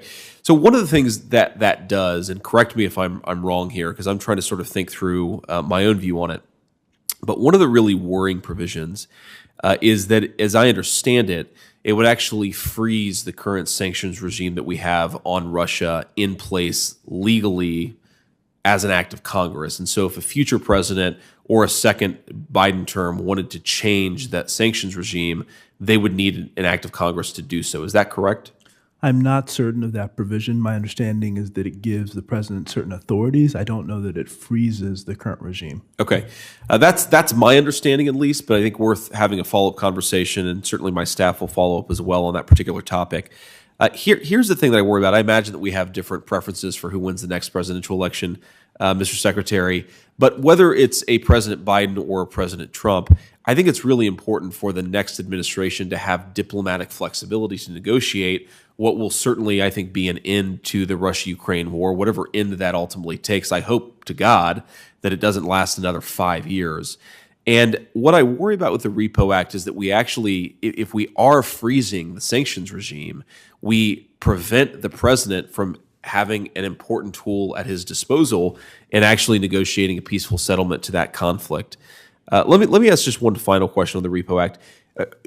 As I understand it, it would give it would effectively force asset seizure of all Russian assets. And I'm wondering, have we done that in a time of peace with a country that we're not directly at war with? Have we ever done something like what the REPO Act envisions? So, Senator, the one thing I am clear of is that my understanding, at least, is the Senate version of the REPO Act gives the president the ability to, doesn't require him to do so. And I think part of the reason for that is because we know that the vast majority of those assets are in Europe, and we'd only want to act alongside our European allies if we did something like that. In terms of seizing the assets against a country that we're not engaged in hostility against, I don't know that we have done something like that at this juncture. Yeah, I appreciate that, Mr. Secretary. And with that, I yield the remainder of my time. Thanks for being here, and thanks for answering my questions. Thank you. Senator Warnock of Georgia is recognized. With respect to my colleagues who voted in the other direction on this particular piece of legislation, let me offer some serious concerns about the direction we're headed as a country and about what this vote represents in terms of American readiness, American capacity to defend itself and its allies in the future, and most importantly, the American leadership's ability to acknowledge where we really are as a country, our strengths, our weaknesses, what can be built upon, and what must be rebuilt entirely. I am extraordinarily aware of a couple of historical analogies that should inform this debate. One that seems to always inform the debate, and another that seems to never come up. Now, opponents of further aid in Ukraine, and I count myself among them, say that this is a Chamberlain versus Churchill kind of moment. And you just heard my distinguished colleague from Delaware make this observation. With no disrespect to my friend from Delaware, we need to come up with some different analogies in this chamber. We need to be able to understand history as not just World War II replaying itself over and over and over again. Vladimir Putin is not Adolf Hitler. Doesn't mean he's a good guy, but but he has significantly less capability than the German leader did in the late 1930s. America is not America of the late 1930s or the early 1940s. We are we possess substantially less manufacturing might in relative terms than we did almost 100 years ago. And most importantly, there are many ways in which the analogy falls apart, even if you ignore America's capacity, Russia's capacity, and the like. There are ways in which we should be looking at other historical analogies, and I'd like to point just a couple of those right now. The Second World War, of course, was the most devastating war, arguably, in the history of the world. Close behind it is the First World War. And what is the lesson of the First World War? It's not that there are always people appeasing the bad guys or fighting against the bad guys. The lesson of World War I is that if you're not careful, you can blunder yourself into a broader regional conflict that kills tens of millions of people, many of them innocent. In 1914, alliances, politics, and the failure of statesmanship dragged two rival blocs of militaries into a catastrophic conflict. In the past week alone, the Council on Foreign Relations has published an essay calling for European troops to sustain Ukraine's lines as Ukraine struggles to raise troops. Some European leaders have said they might send troops to support Ukraine in a conflict. Perhaps the history lesson we should be teaching ourselves isn't Chamberlain versus Churchill. Perhaps we should be asking ourselves how an entire continent, how an entire world's set of leaders allowed itself to blunder into world conflict.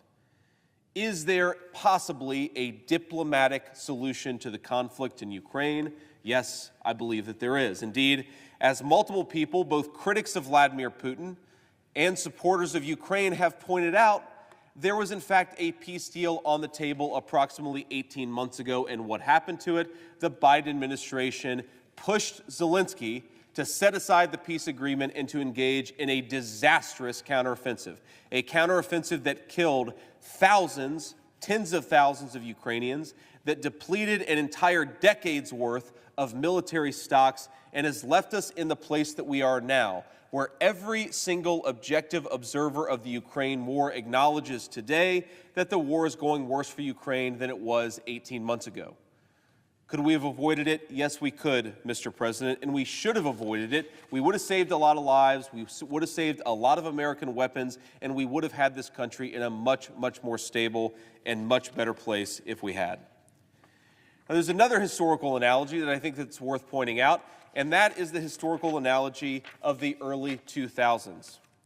Now, in 2003, I was a high school senior, and I had a political position back then. I believed the propaganda of the George W. Bush administration that we needed to invade Iraq, that it was a war for freedom and democracy, that those who were appeasing Saddam Hussein were inviting a broader regional conflict. Does that sound familiar to anything that we're hearing today? It's the same exact talking points 20 years later with different names. But have we learned anything over the last 20 years? No, I don't think that we have. We have learned that if we beat our chest instead of engage in diplomacy, that it will somehow produce good outcomes. That is not true.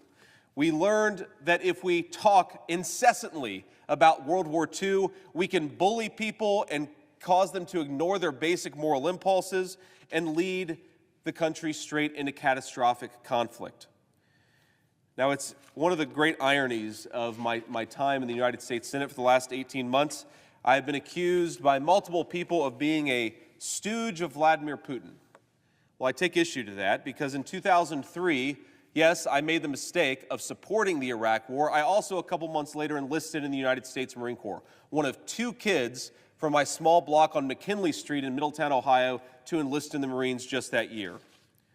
I served my country honorably, and I saw when I went to Iraq that I had been lied to, that the promises of the foreign policy establishment of this country were a complete joke. Just a few days ago, we saw our friends in the House waving Ukrainian flags on the floor of the United States House, which I'd love to see them waving the American flags with such gusto. And I won't complain about the fact that it was a violation of the rules of decorum, though it certainly was. But it reminded me, and I believe 2005, maybe it was 2006, when that same exact chamber, the members were raising their fingers stained with purple ink to commemorate the incredible Iraqi elections that had happened in 2005. I was in Iraq for both the constitutional referendum of October of 2005 and the parliamentary elections of December 2005. And I remember the people in Iraq happily voting, raising their fingers in the air. What I'm saying is not that the people of Iraq were bad, or that they were bad for voting in their elections. What I'm saying is the obsessive focus on moralism. Democracy is good. Saddam Hussein is bad. America good. Tyranny bad. That is no way to run a foreign policy, because then you end up with people waving their fingers on the floor of the United States House of Representatives, even though they have walked their country into a disaster. And I say this as a proud Republican. I say this as somebody who supports Republican colleagues who agree with me and disagree with me on this issue. It is perhaps the most shameful period in the Republican Party's history of the last 40 years that we supported George W. Bush in the prosecution of that military conflict. Now, my excuse is that I was a high school senior.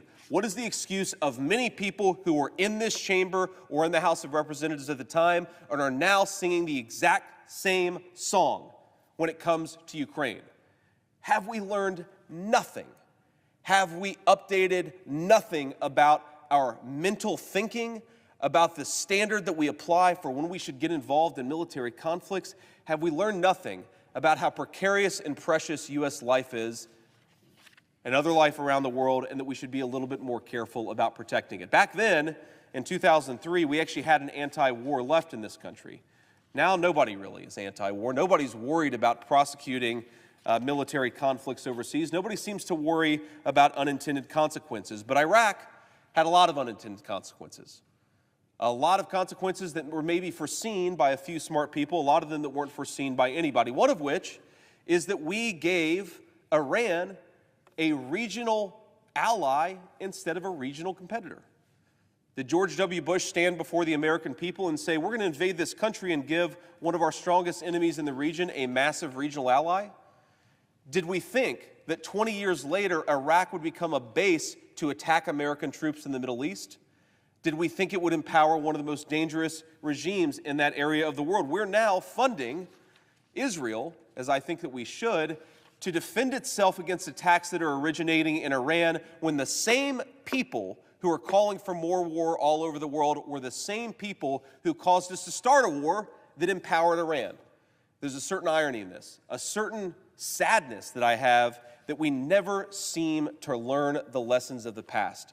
We never seem to ask ourselves why it is that we keep on screwing up American foreign policy, why it is that we keep on making our country weaker, even though we say that we intend to make it stronger.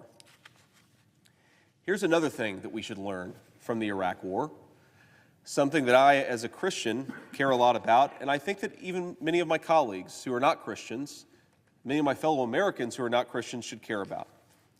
The United States remains, to this day, the world's largest majority Christian nation. We are the largest Christian nation by population in the entire world.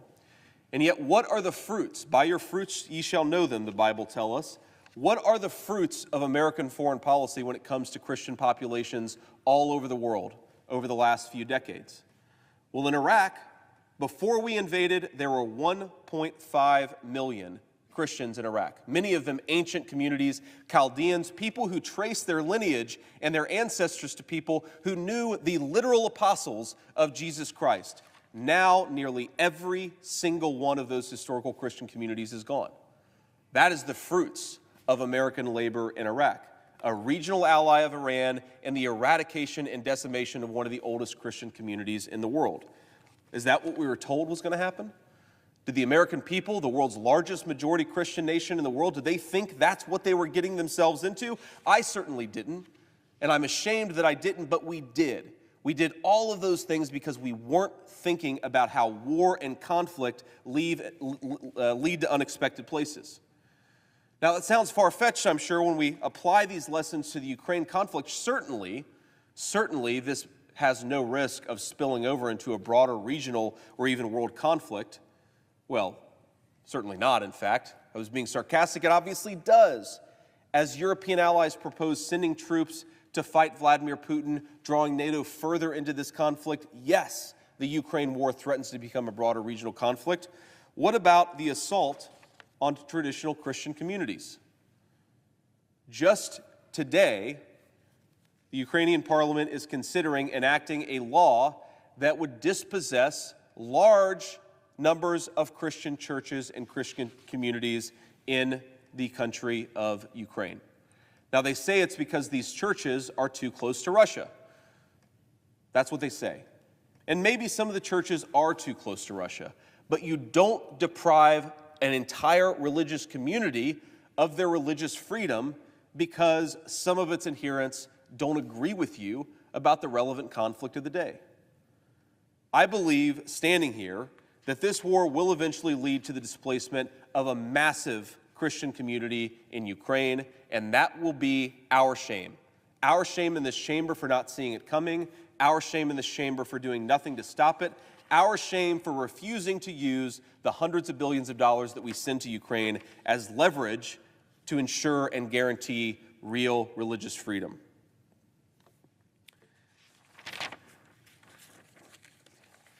The other thing, one final point on this historical contingency point. It was true then, and it was true today.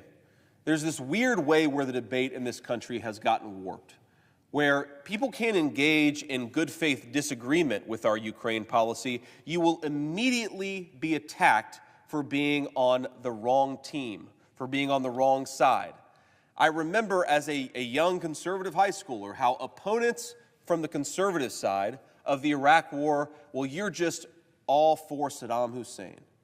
And you believe that Saddam Hussein should be allowed to continue to brutalize the Iraqi people. You have no love for these innocent Iraqi people. You don't believe in America. And the same exact arguments are being applied today, that you're a fan of Vladimir Putin if you don't like our Ukraine policy, or you're a fan of some terrible, tyrannical idea because you think maybe America should be more focused on the border of its own country than on someone else's. This war fever, this inability for us to actually process what's going on in our world, to make rational decisions, is the scariest part of this entire debate. You see people who served their country, who have been advocating for good public policies, agree or disagree with them, for their entire careers, smeared as agents of a foreign government simply because they don't like what we're doing in Ukraine. That's not good faith debate. That is slander, and it's the type of slander that's going to lead us to make worse and worse decisions.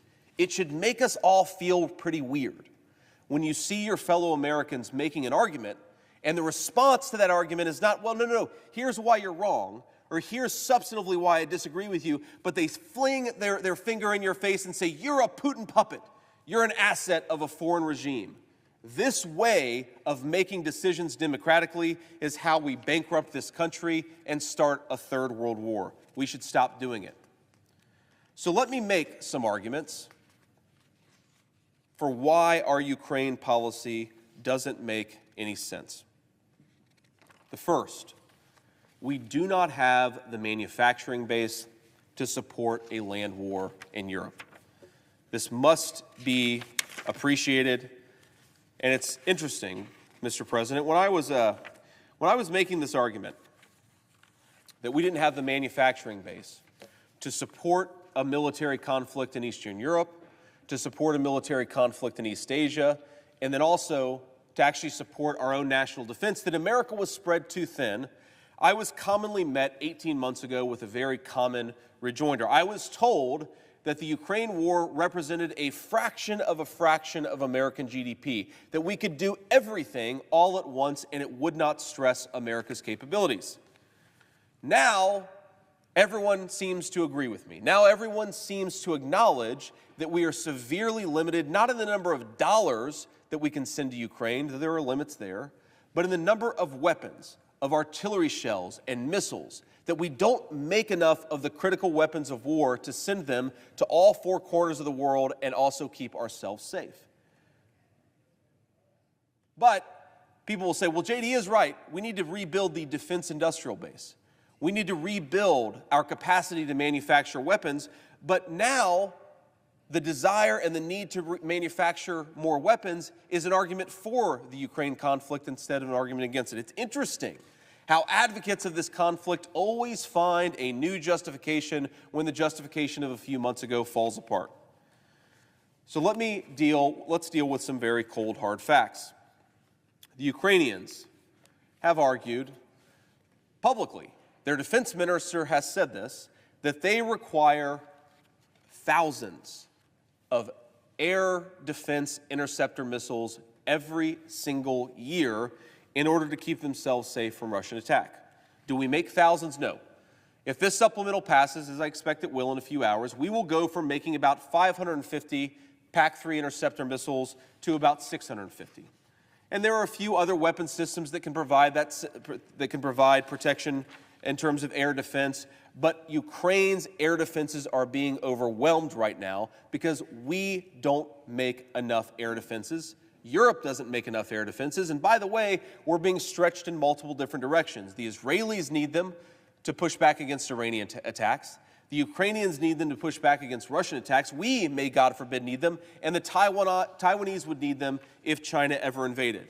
We don't make enough air defense weapons, and neither do the Europeans, and so rather than stretching ourselves too thin, America should be focused on the task of diplomacy and making it possible for our friends and our allies to do as much as they can, but to recognize the limitations and to ensure that we, most of all, our own people and our own country, can look after our own defense. But it's not just air defense missiles.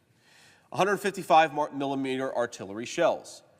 These are one of the most critical weapons for the land war in Europe, maybe the single most critical weapon for the land war in Europe. The United States makes a fraction of what the Ukrainians need. And if you combine what the United States needs with what the what the United States provides, with what the Europeans are able to provide and what other figures are able to provide, we are massively limited in whether we can help Ukraine close the gap that it currently has with Russia. Now, you've heard senior figures in our defense administration say that unless this bill passes, the Ukrainians will face a 10-to-1 disadvantage when it comes to critical munitions like artillery. 10-to-1. What gets less headlines is that currently the Ukrainians have a 5-to-1 disadvantage, and there is no credible pathway to give them anything close to parity. And I'm not even talking about this year, I'm talking about next year too. During a conversation with a senior national security official of the Biden administration, I was told that if the United States radically ramps up production, and if the Europeans radically ramp up production, the Ukrainians will have a 4-to-1 disadvantage in artillery by the end of 2025. And that was treated as good news. You cannot win a land war in Europe with a 4-to-1 disadvantage in artillery, especially when the country that you're going up against has 4 times the population that you do. And of course, the most important resource in war, even in modern war, is not just air defense missiles and is not just artillery shells. The most important resource is human beings. Human beings still fight our wars, as tragic as that is, and as much as we wish that it wasn't true, and Ukraine has a terrible manpower problem too. The New York Times recently wrote a story about how they had conscripted, perhaps accidentally, I certainly hope so, they had conscripted a mentally handicapped person into service in their conflict. They have now dropped the conscription age, and still they are engaged in draconian measures to conscript people into this conflict. That says nothing about the fact, by the way, that approximately 600,000 military-aged men fled the country. This war is often compared, as I said earlier, to the UK's fight against Nazi Germany. In the height of World War II, did over 1 million Brits leave Britain to avoid being conscripted by the Germans? I highly doubt it. So there is a deep reserve problem, a reserve of weapons, there aren't enough of them, a reserve of manpower, there isn't enough of There aren't enough men. This is the problem that Ukraine confronts. And I say this not to attack the Ukrainians who have fought admirably. Many of them defending their country, many of them have died defending their country. But if we want to respect the sacrifice of the people who have died in this conflict, we have to deal with reality. And the reality is that the longer this goes on, the more people will needlessly die, the fewer people will actually be left to rebuild the country of Ukraine, and the less capable Ukraine will be of actually functioning as a country in the future. But I'm not just worried about that. I'm not just worried about whether Ukraine can win. I also worry about, as I said earlier, unintended consequences. And now we should spend a little bit of time discussing some more of those. A few things come from our obsessive focus on Ukraine.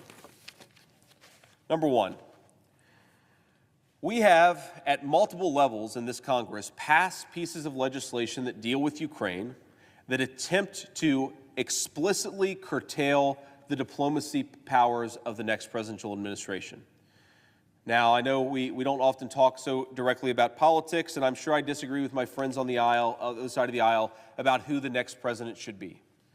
But we want to empower the next president, whoever that is, to actually engage in diplomacy, not make it harder to engage in diplomacy. And multiple provisions of this legislation, but also other legislation this chamber has passed and I have opposed, try explicitly to tie the next president's hands. And so let's just say that the next president, whoever that might be, decides that he wants to stop the killing and engage in diplomacy. This chamber will be giving a predicate to impeach that next president for engaging in basic diplomacy. Hard to imagine a more ridiculous judgment on the priorities of American leadership that we are already trying to make it impossible for the next president to engage in any measure of diplomacy. That's not leadership, and that's not toughness. That is a blind adherence to a broken foreign policy consensus, which is unfortunately exactly what we have. The Ukraine supplemental, that is, again, likely to be passed in the next few hours, funds Ukraine's border while turning a blind eye to the United States' own border crisis. The bill includes hundreds of millions that could be used to strengthen Ukrainian border security and support the State Border Guard Service of Ukraine. Good for them. I'm glad that they care about their own border security.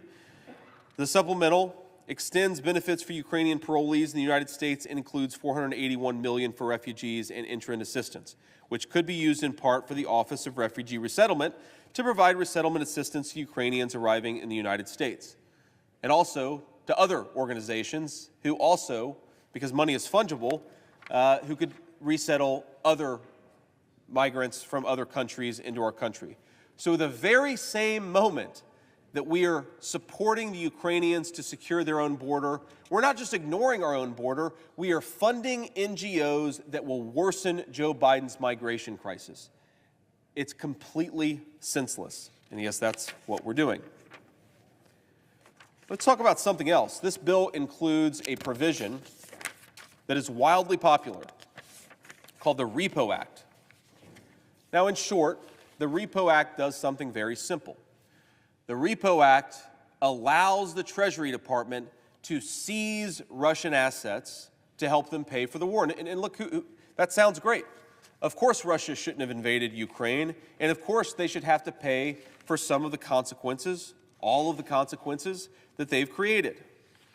But ask yourself, are there unintended consequences that come from seizing tens of billions of dollars from foreign assets? And in fact, there are.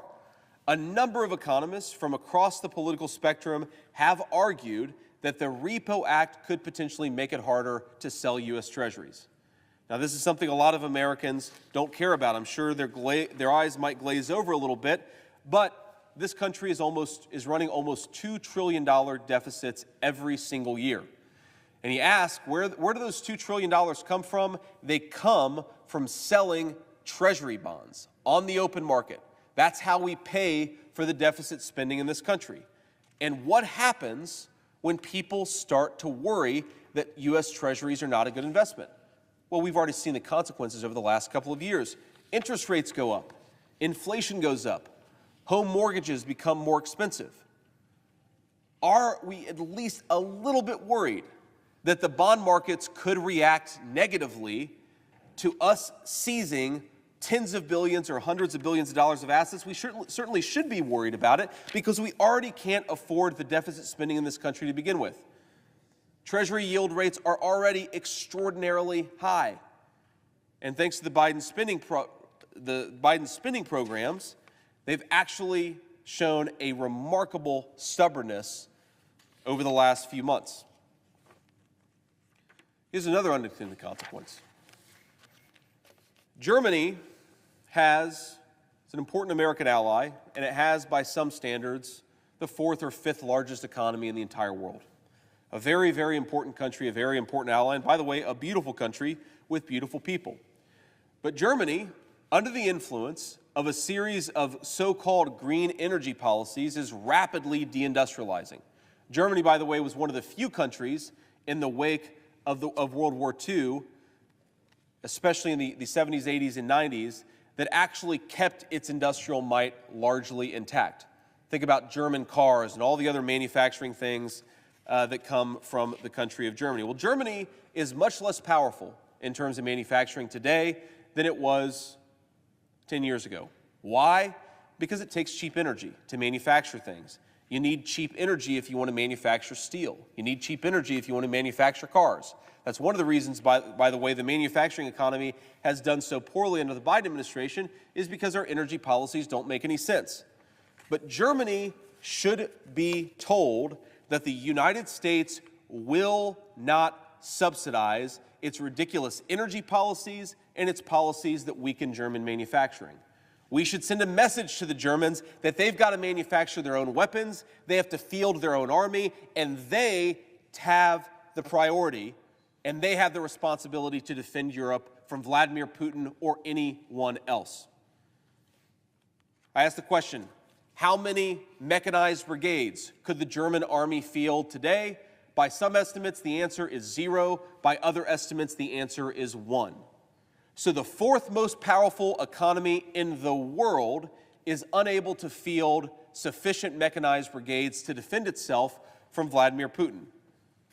Now, this isn't yesterday, this isn't 5 years ago or 10 years ago, this is yesterday.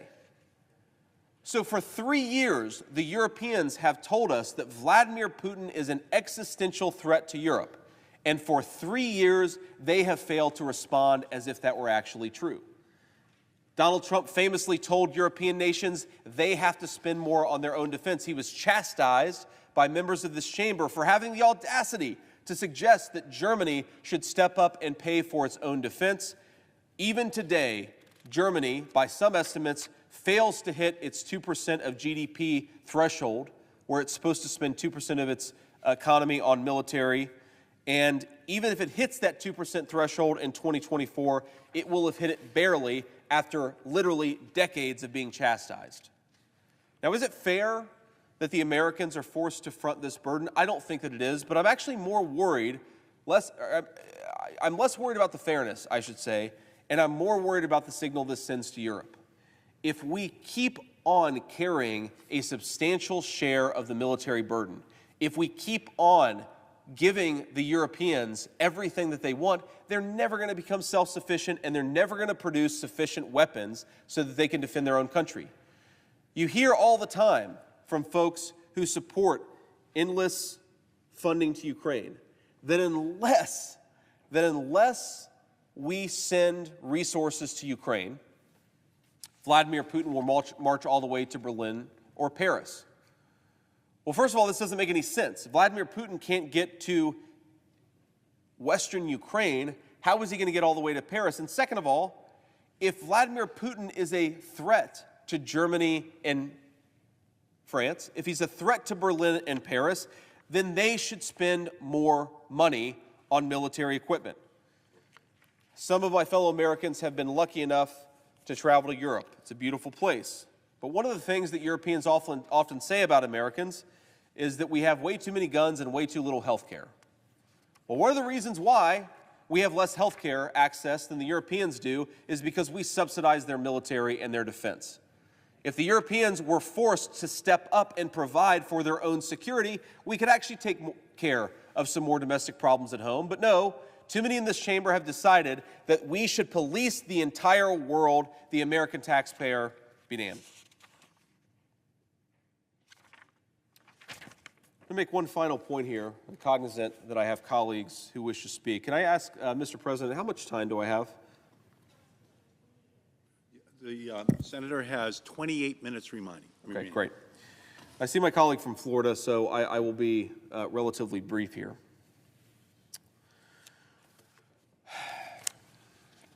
For 40 years, this country has made largely, I'd say it, a bipartisan mistake. It has allowed our manufacturing might to get offshored and to get outsourced while simultaneously increasing the commitments that we have all over the world. We've basically outsourced our ability to manufacture critical weapons while stepping up our responsibilities to police the world. And of course, if we're going to police the world, then it's American troops who need those weapons. So with one hand, we have weakened our own country, and with the other, we have overextended. There is a certain irony that if you look at the voting records and the commitments of this chamber, the people who have been most aggressive, my colleagues, some of them my friends, who have been most aggressive in sending our good manufacturing jobs to China are now the ones who are most aggressive and assert that we can police the world. Well, what are we supposed to police the world with? Our artillery manufacturing, our weapons, our air defense manufacturing, our basic military industrial complex has become incredibly weakened, and this bill, you'll hear people say fixes it. It doesn't fix it at all. In fact, this bill, while it does invest some, and this is a good thing, by the way, it's not all bad, while it does invest some in critical manufacturing of American weapons, it sends those weapons overseas faster than it even replenishes them. This is not a bill to rebuild the defense industrial base. This is a bill to further extend this country. With that, Mr. President, I will yield, recognizing that my friend from Florida wants to speak, and I appreciate it.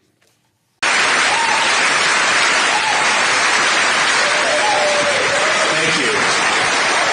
Everybody.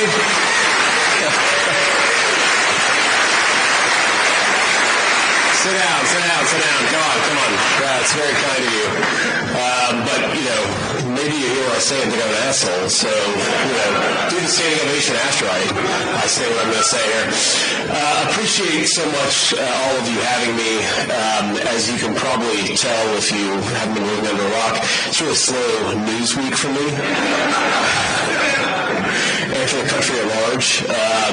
It's so funny, on Monday when I got to the Capitol, I sort of, in a bit hubris, expected all the reporters to swarm me and ask me a bunch of questions about, you probably can guess, and they were totally uninterested because there's nothing the media loves more than a good death watch, and that's what's happening on the left right now is...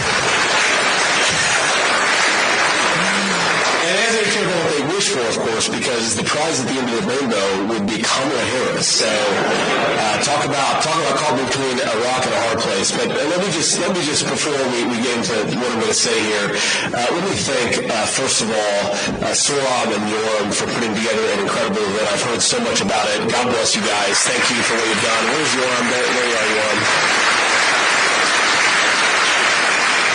It's especially grateful, of course, to have Yoram here from Israel, which is dealing with a number of terrible problems and the terrible attack and trying to respond to it as best they can. So we certainly wish you the best, Yoram. But we're glad you're here, and we're glad that this conference went off so well. It's so amazing that the American conservative movement is so influenced by what's happened here. I've heard my colleagues just in the last few days talk about some of the discussions, the panels, the criticisms made of me, all manner of things that have happened here, but this really is the place of intellectual leadership in the American conservative movement. So thank you guys, and thank you for everything that you do. It actually matters.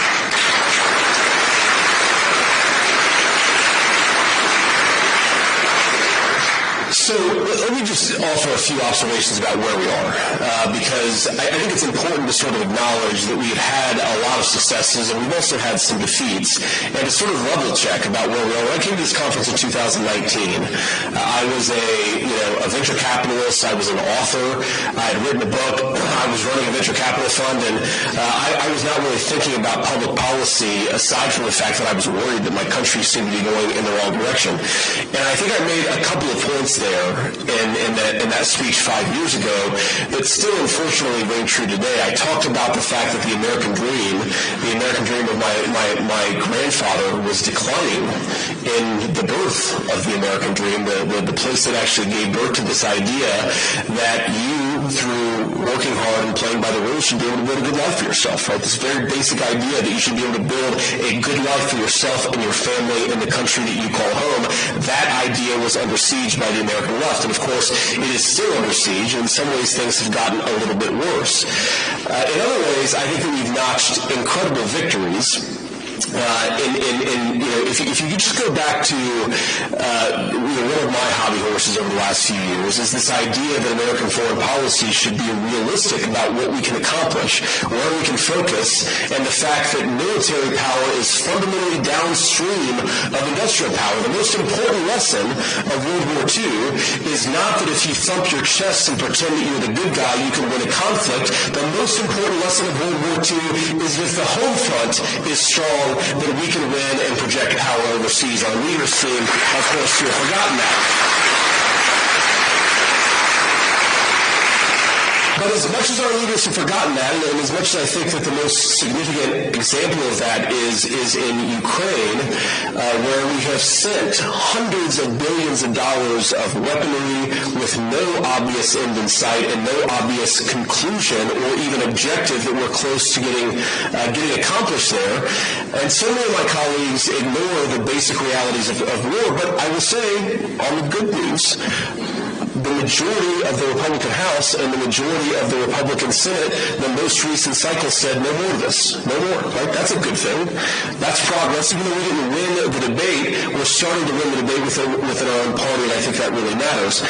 Now, just on that particular topic, I have to take a shot, I think as I've done at every single NatCon at the Wall Street Journal editorial page. I think actually every speech I've given at NatCon, I know Bridge spoke earlier, or was going to speak. Bridge, you're out there somewhere. Okay, sorry to tie you up in this nefarious business that I'm about to engage in.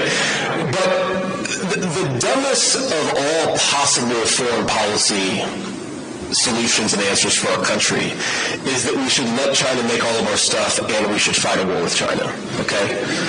We should, in my view, not fight a war with China if we can avoid it. We should also not let the Chinese make all of our stuff. And yet, I've seen the Wall Street Journal editorial page for the last couple of years say we can indefinitely send munitions and weapons of war to Ukraine after, for the past 2 generations, advocating that we ship our industrial base overseas. It doesn't make any sense. It's sort of the perfect encapsulation of the dumbest way to govern our country. Let's send our entire machinery for making war to countries that hate us, and then let's spend what little stockpiles that we have on a war that has no obvious end in sight. That's the Wall Street Journal editorial page approach, and I'm happy to say that the Republican Party is increasingly aggressively and with momentum rejecting it. So that is a great achievement and a great amount of progress that we've made. Another thing that we've made real progress on is even the libertarians, even the market fundamentalists, I know we have a few in the audience, and we won't beat up on me too much, I know Warren's out there somewhere.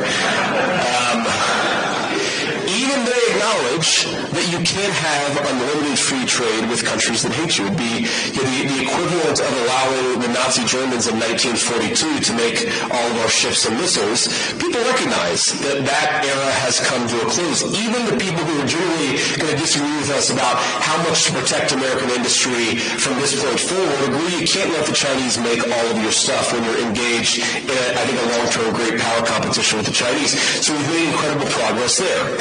And yet I will say that as much as we've made some great progress, there are still these weird little pockets of the old consensus that continue to bubble to the surface and continue to fight us on all of the most important questions. So our work is hardly done here, but I do think that we've made some significant progress. Now, the issue where I think we've made the most progress, and I have to say, this is, I think a lot of you agree with this, but where the national conservative movement has made the most progress, not just here, but I think overseas as well, is the recognition that the real threat to American democracy, it's certainly not Donald Trump.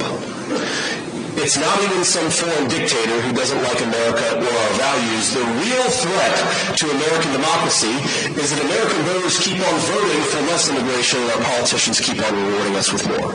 That is the threat to American democracy.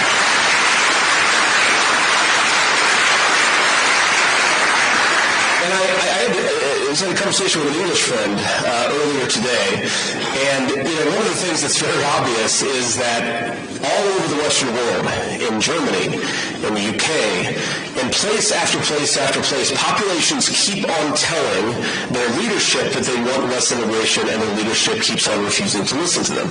This is like a fundamental broken translation function in our sacred democracy that our elites don't seem to care about. Why do our elites seem to care about it? Well, number one, they really benefit from the cheap labor, okay?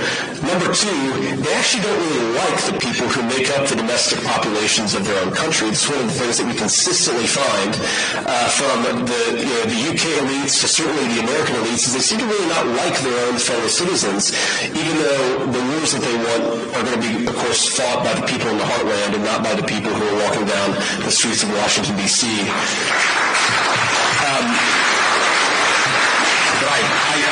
I digress. I apologize for that. But look, the thing on immigration is that no one can avoid that it has made our societies poorer, less safe, less prosperous, and less advanced. Now, I remember getting in some argument with some loser on Twitter a year or so ago about whether immigration raised housing prices. And of course, the argument is that, yeah, maybe immigrants take up some more demand for housing, but they build all the houses. That's not true, by the way. Go to Pennsylvania or Ohio, you'll see a lot of very native-born citizens who still build houses. It's actually shocking, but if you go, there are some towns in Ohio where we actually had houses before the Immigration Act of 1964. I'm dead serious. We actually did build homes in the United States of America before our elites flooded the zone with nonstop cheap labor. And by the way, we can still do it. Those people can still do it. They just want to get proper wages in the process. Thanks, John.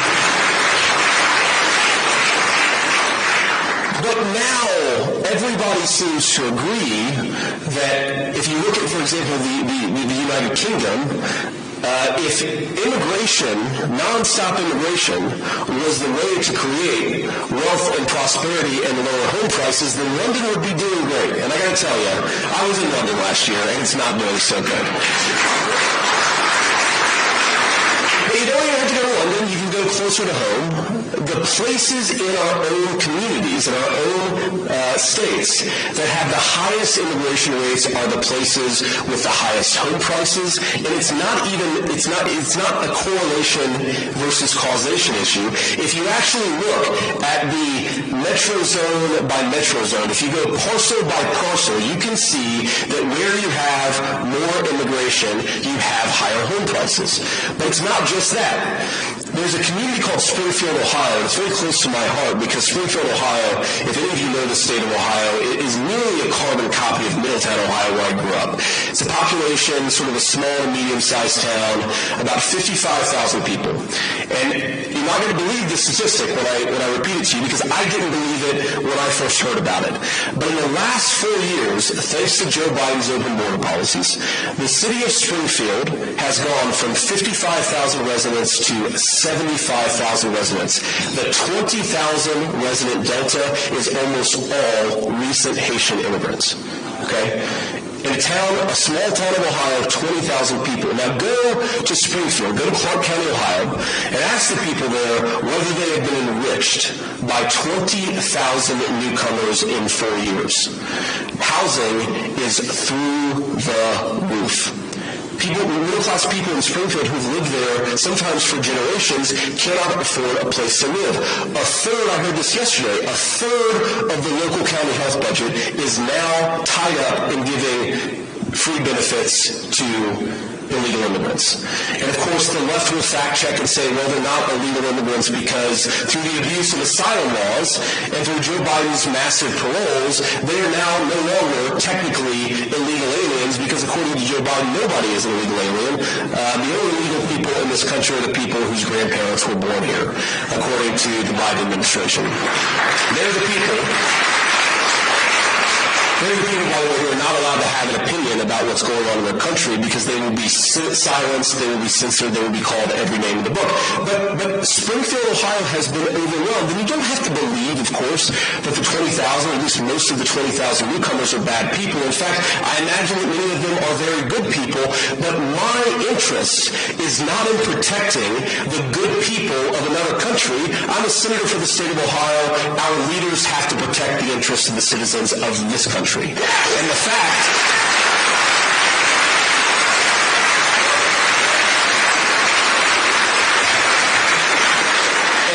that this has happened is evidence that they're not. And so I want to come back to something that I started with here, which is that we've made a lot of progress. There have been things that have been bad that have happened. I mean, in my home state of Ohio, we've had a couple of ballot referenda that have not gone the right way. We lost some elections in 2022 that I think that we should have won. Of course, like I said earlier, not every foreign policy debate has gone in our direction. But by and large, the national conservative movement is winning the debate, and we're changing the conversation. We're doing that from the very, very basic and simple principle that American leaders should look out for Americans. And by the way, I know for the Brits here, UK leaders should look out for citizens of the UK or subjects or whatever you guys call yourselves. And so on and on for other citizens of other countries. By the way, I have to beat up on the UK just one additional thing. I was talking with a friend recently, and we were talking about, one of the big dangers in the world, of course, is nuclear proliferation. And of course, the Biden administration doesn't care about it.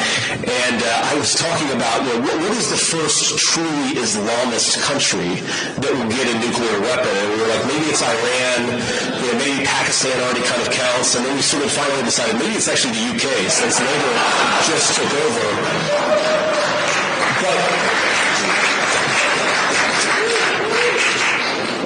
But about Tory friends, I have to say, you guys have got to get a handle on this, but neither here nor there. The reason I'm most optimistic about the future of this movement and the future of our country is because for the first time in a very long time, it is clear that the leader of the Republican Party is not some donor who's desperate for cheap labor, and it's not some random person who claims to speak for this or that constituency. The leader of the Republican Party is a guy who actually plans to put American citizens first, and that's Donald Trump. And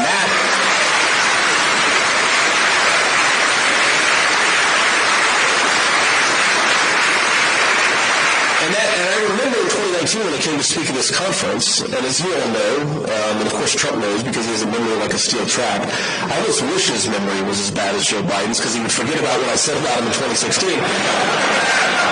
But,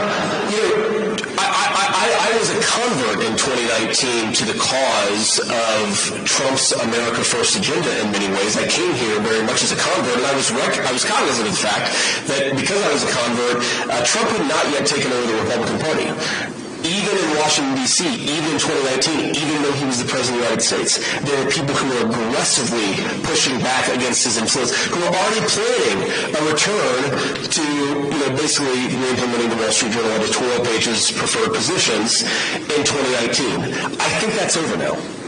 And I think that the fact that it's over is a huge, huge win for you guys, but most importantly, it's a huge, huge win for the American people, because the American people, again, they need people who put the interests of their own citizens first, of our own citizens first, and that's what this entire movement is all about, and I think that's what the Trump presidency will be about if we give him another shot, as I expect that we will.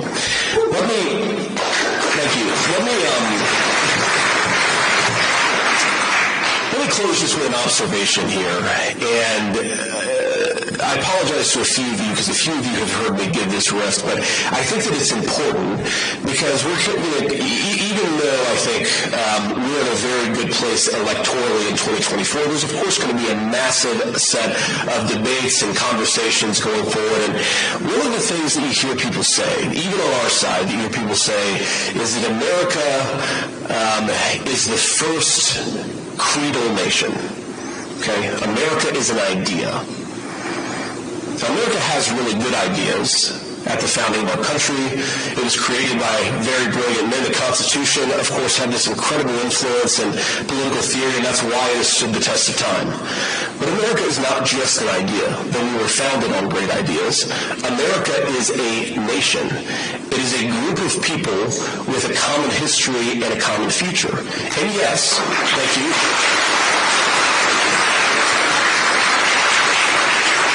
One of the parts of that commonality as a people is that we do allow newcomers to this country, but we allow them on our terms, on the terms of the American citizens. And that's the way that we preserve the continuity of this project from 200 years past to hopefully 200 years in the future. And let me illustrate this in a particular way. I am married to the daughter of South Asian immigrants to this country, incredible people who genuinely have enriched the country in so many ways. And of course, I'm biased because I love my wife, but I believe that it's true.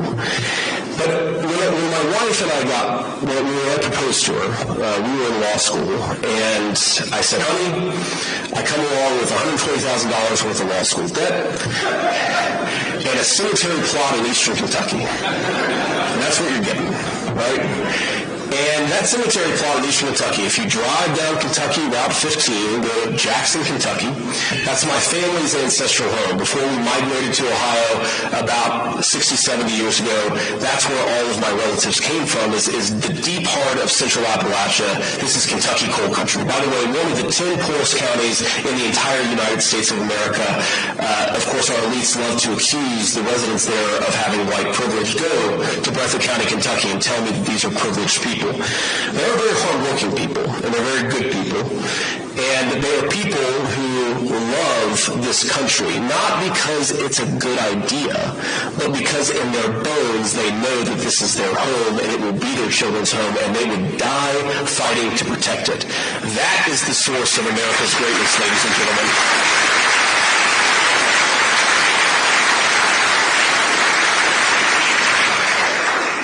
And I get to represent millions of people in the state of Ohio who are exactly like that. In that cemetery, there are people who were born around the time of the American Civil War.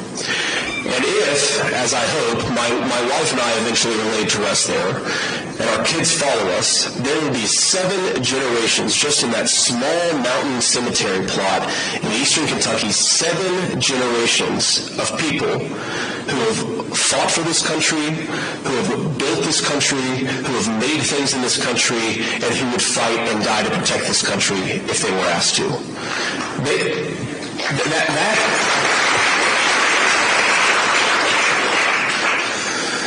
That is not just an idea.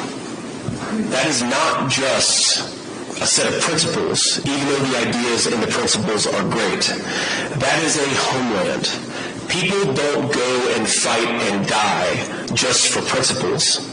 They also, importantly, they go and fight and die for their home, for their families, and for the future of their children. If this movement is going to go anywhere, and if this country is going to thrive, we have to remember that America is a nation.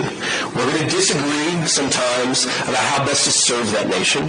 We're going to disagree, of course, even within this room, about how to best accomplish the reinvigoration of American industry and the renewal of American family. That's fine. but never forget that why we exist, why we do this, why we care about all those great ideas is because I would like eventually for my kids to rest in that cemetery, and I would like them to know that the United States of America is as strong and as proud and as great as ever. Let's get to work to make that happen. God bless you guys, and thank you.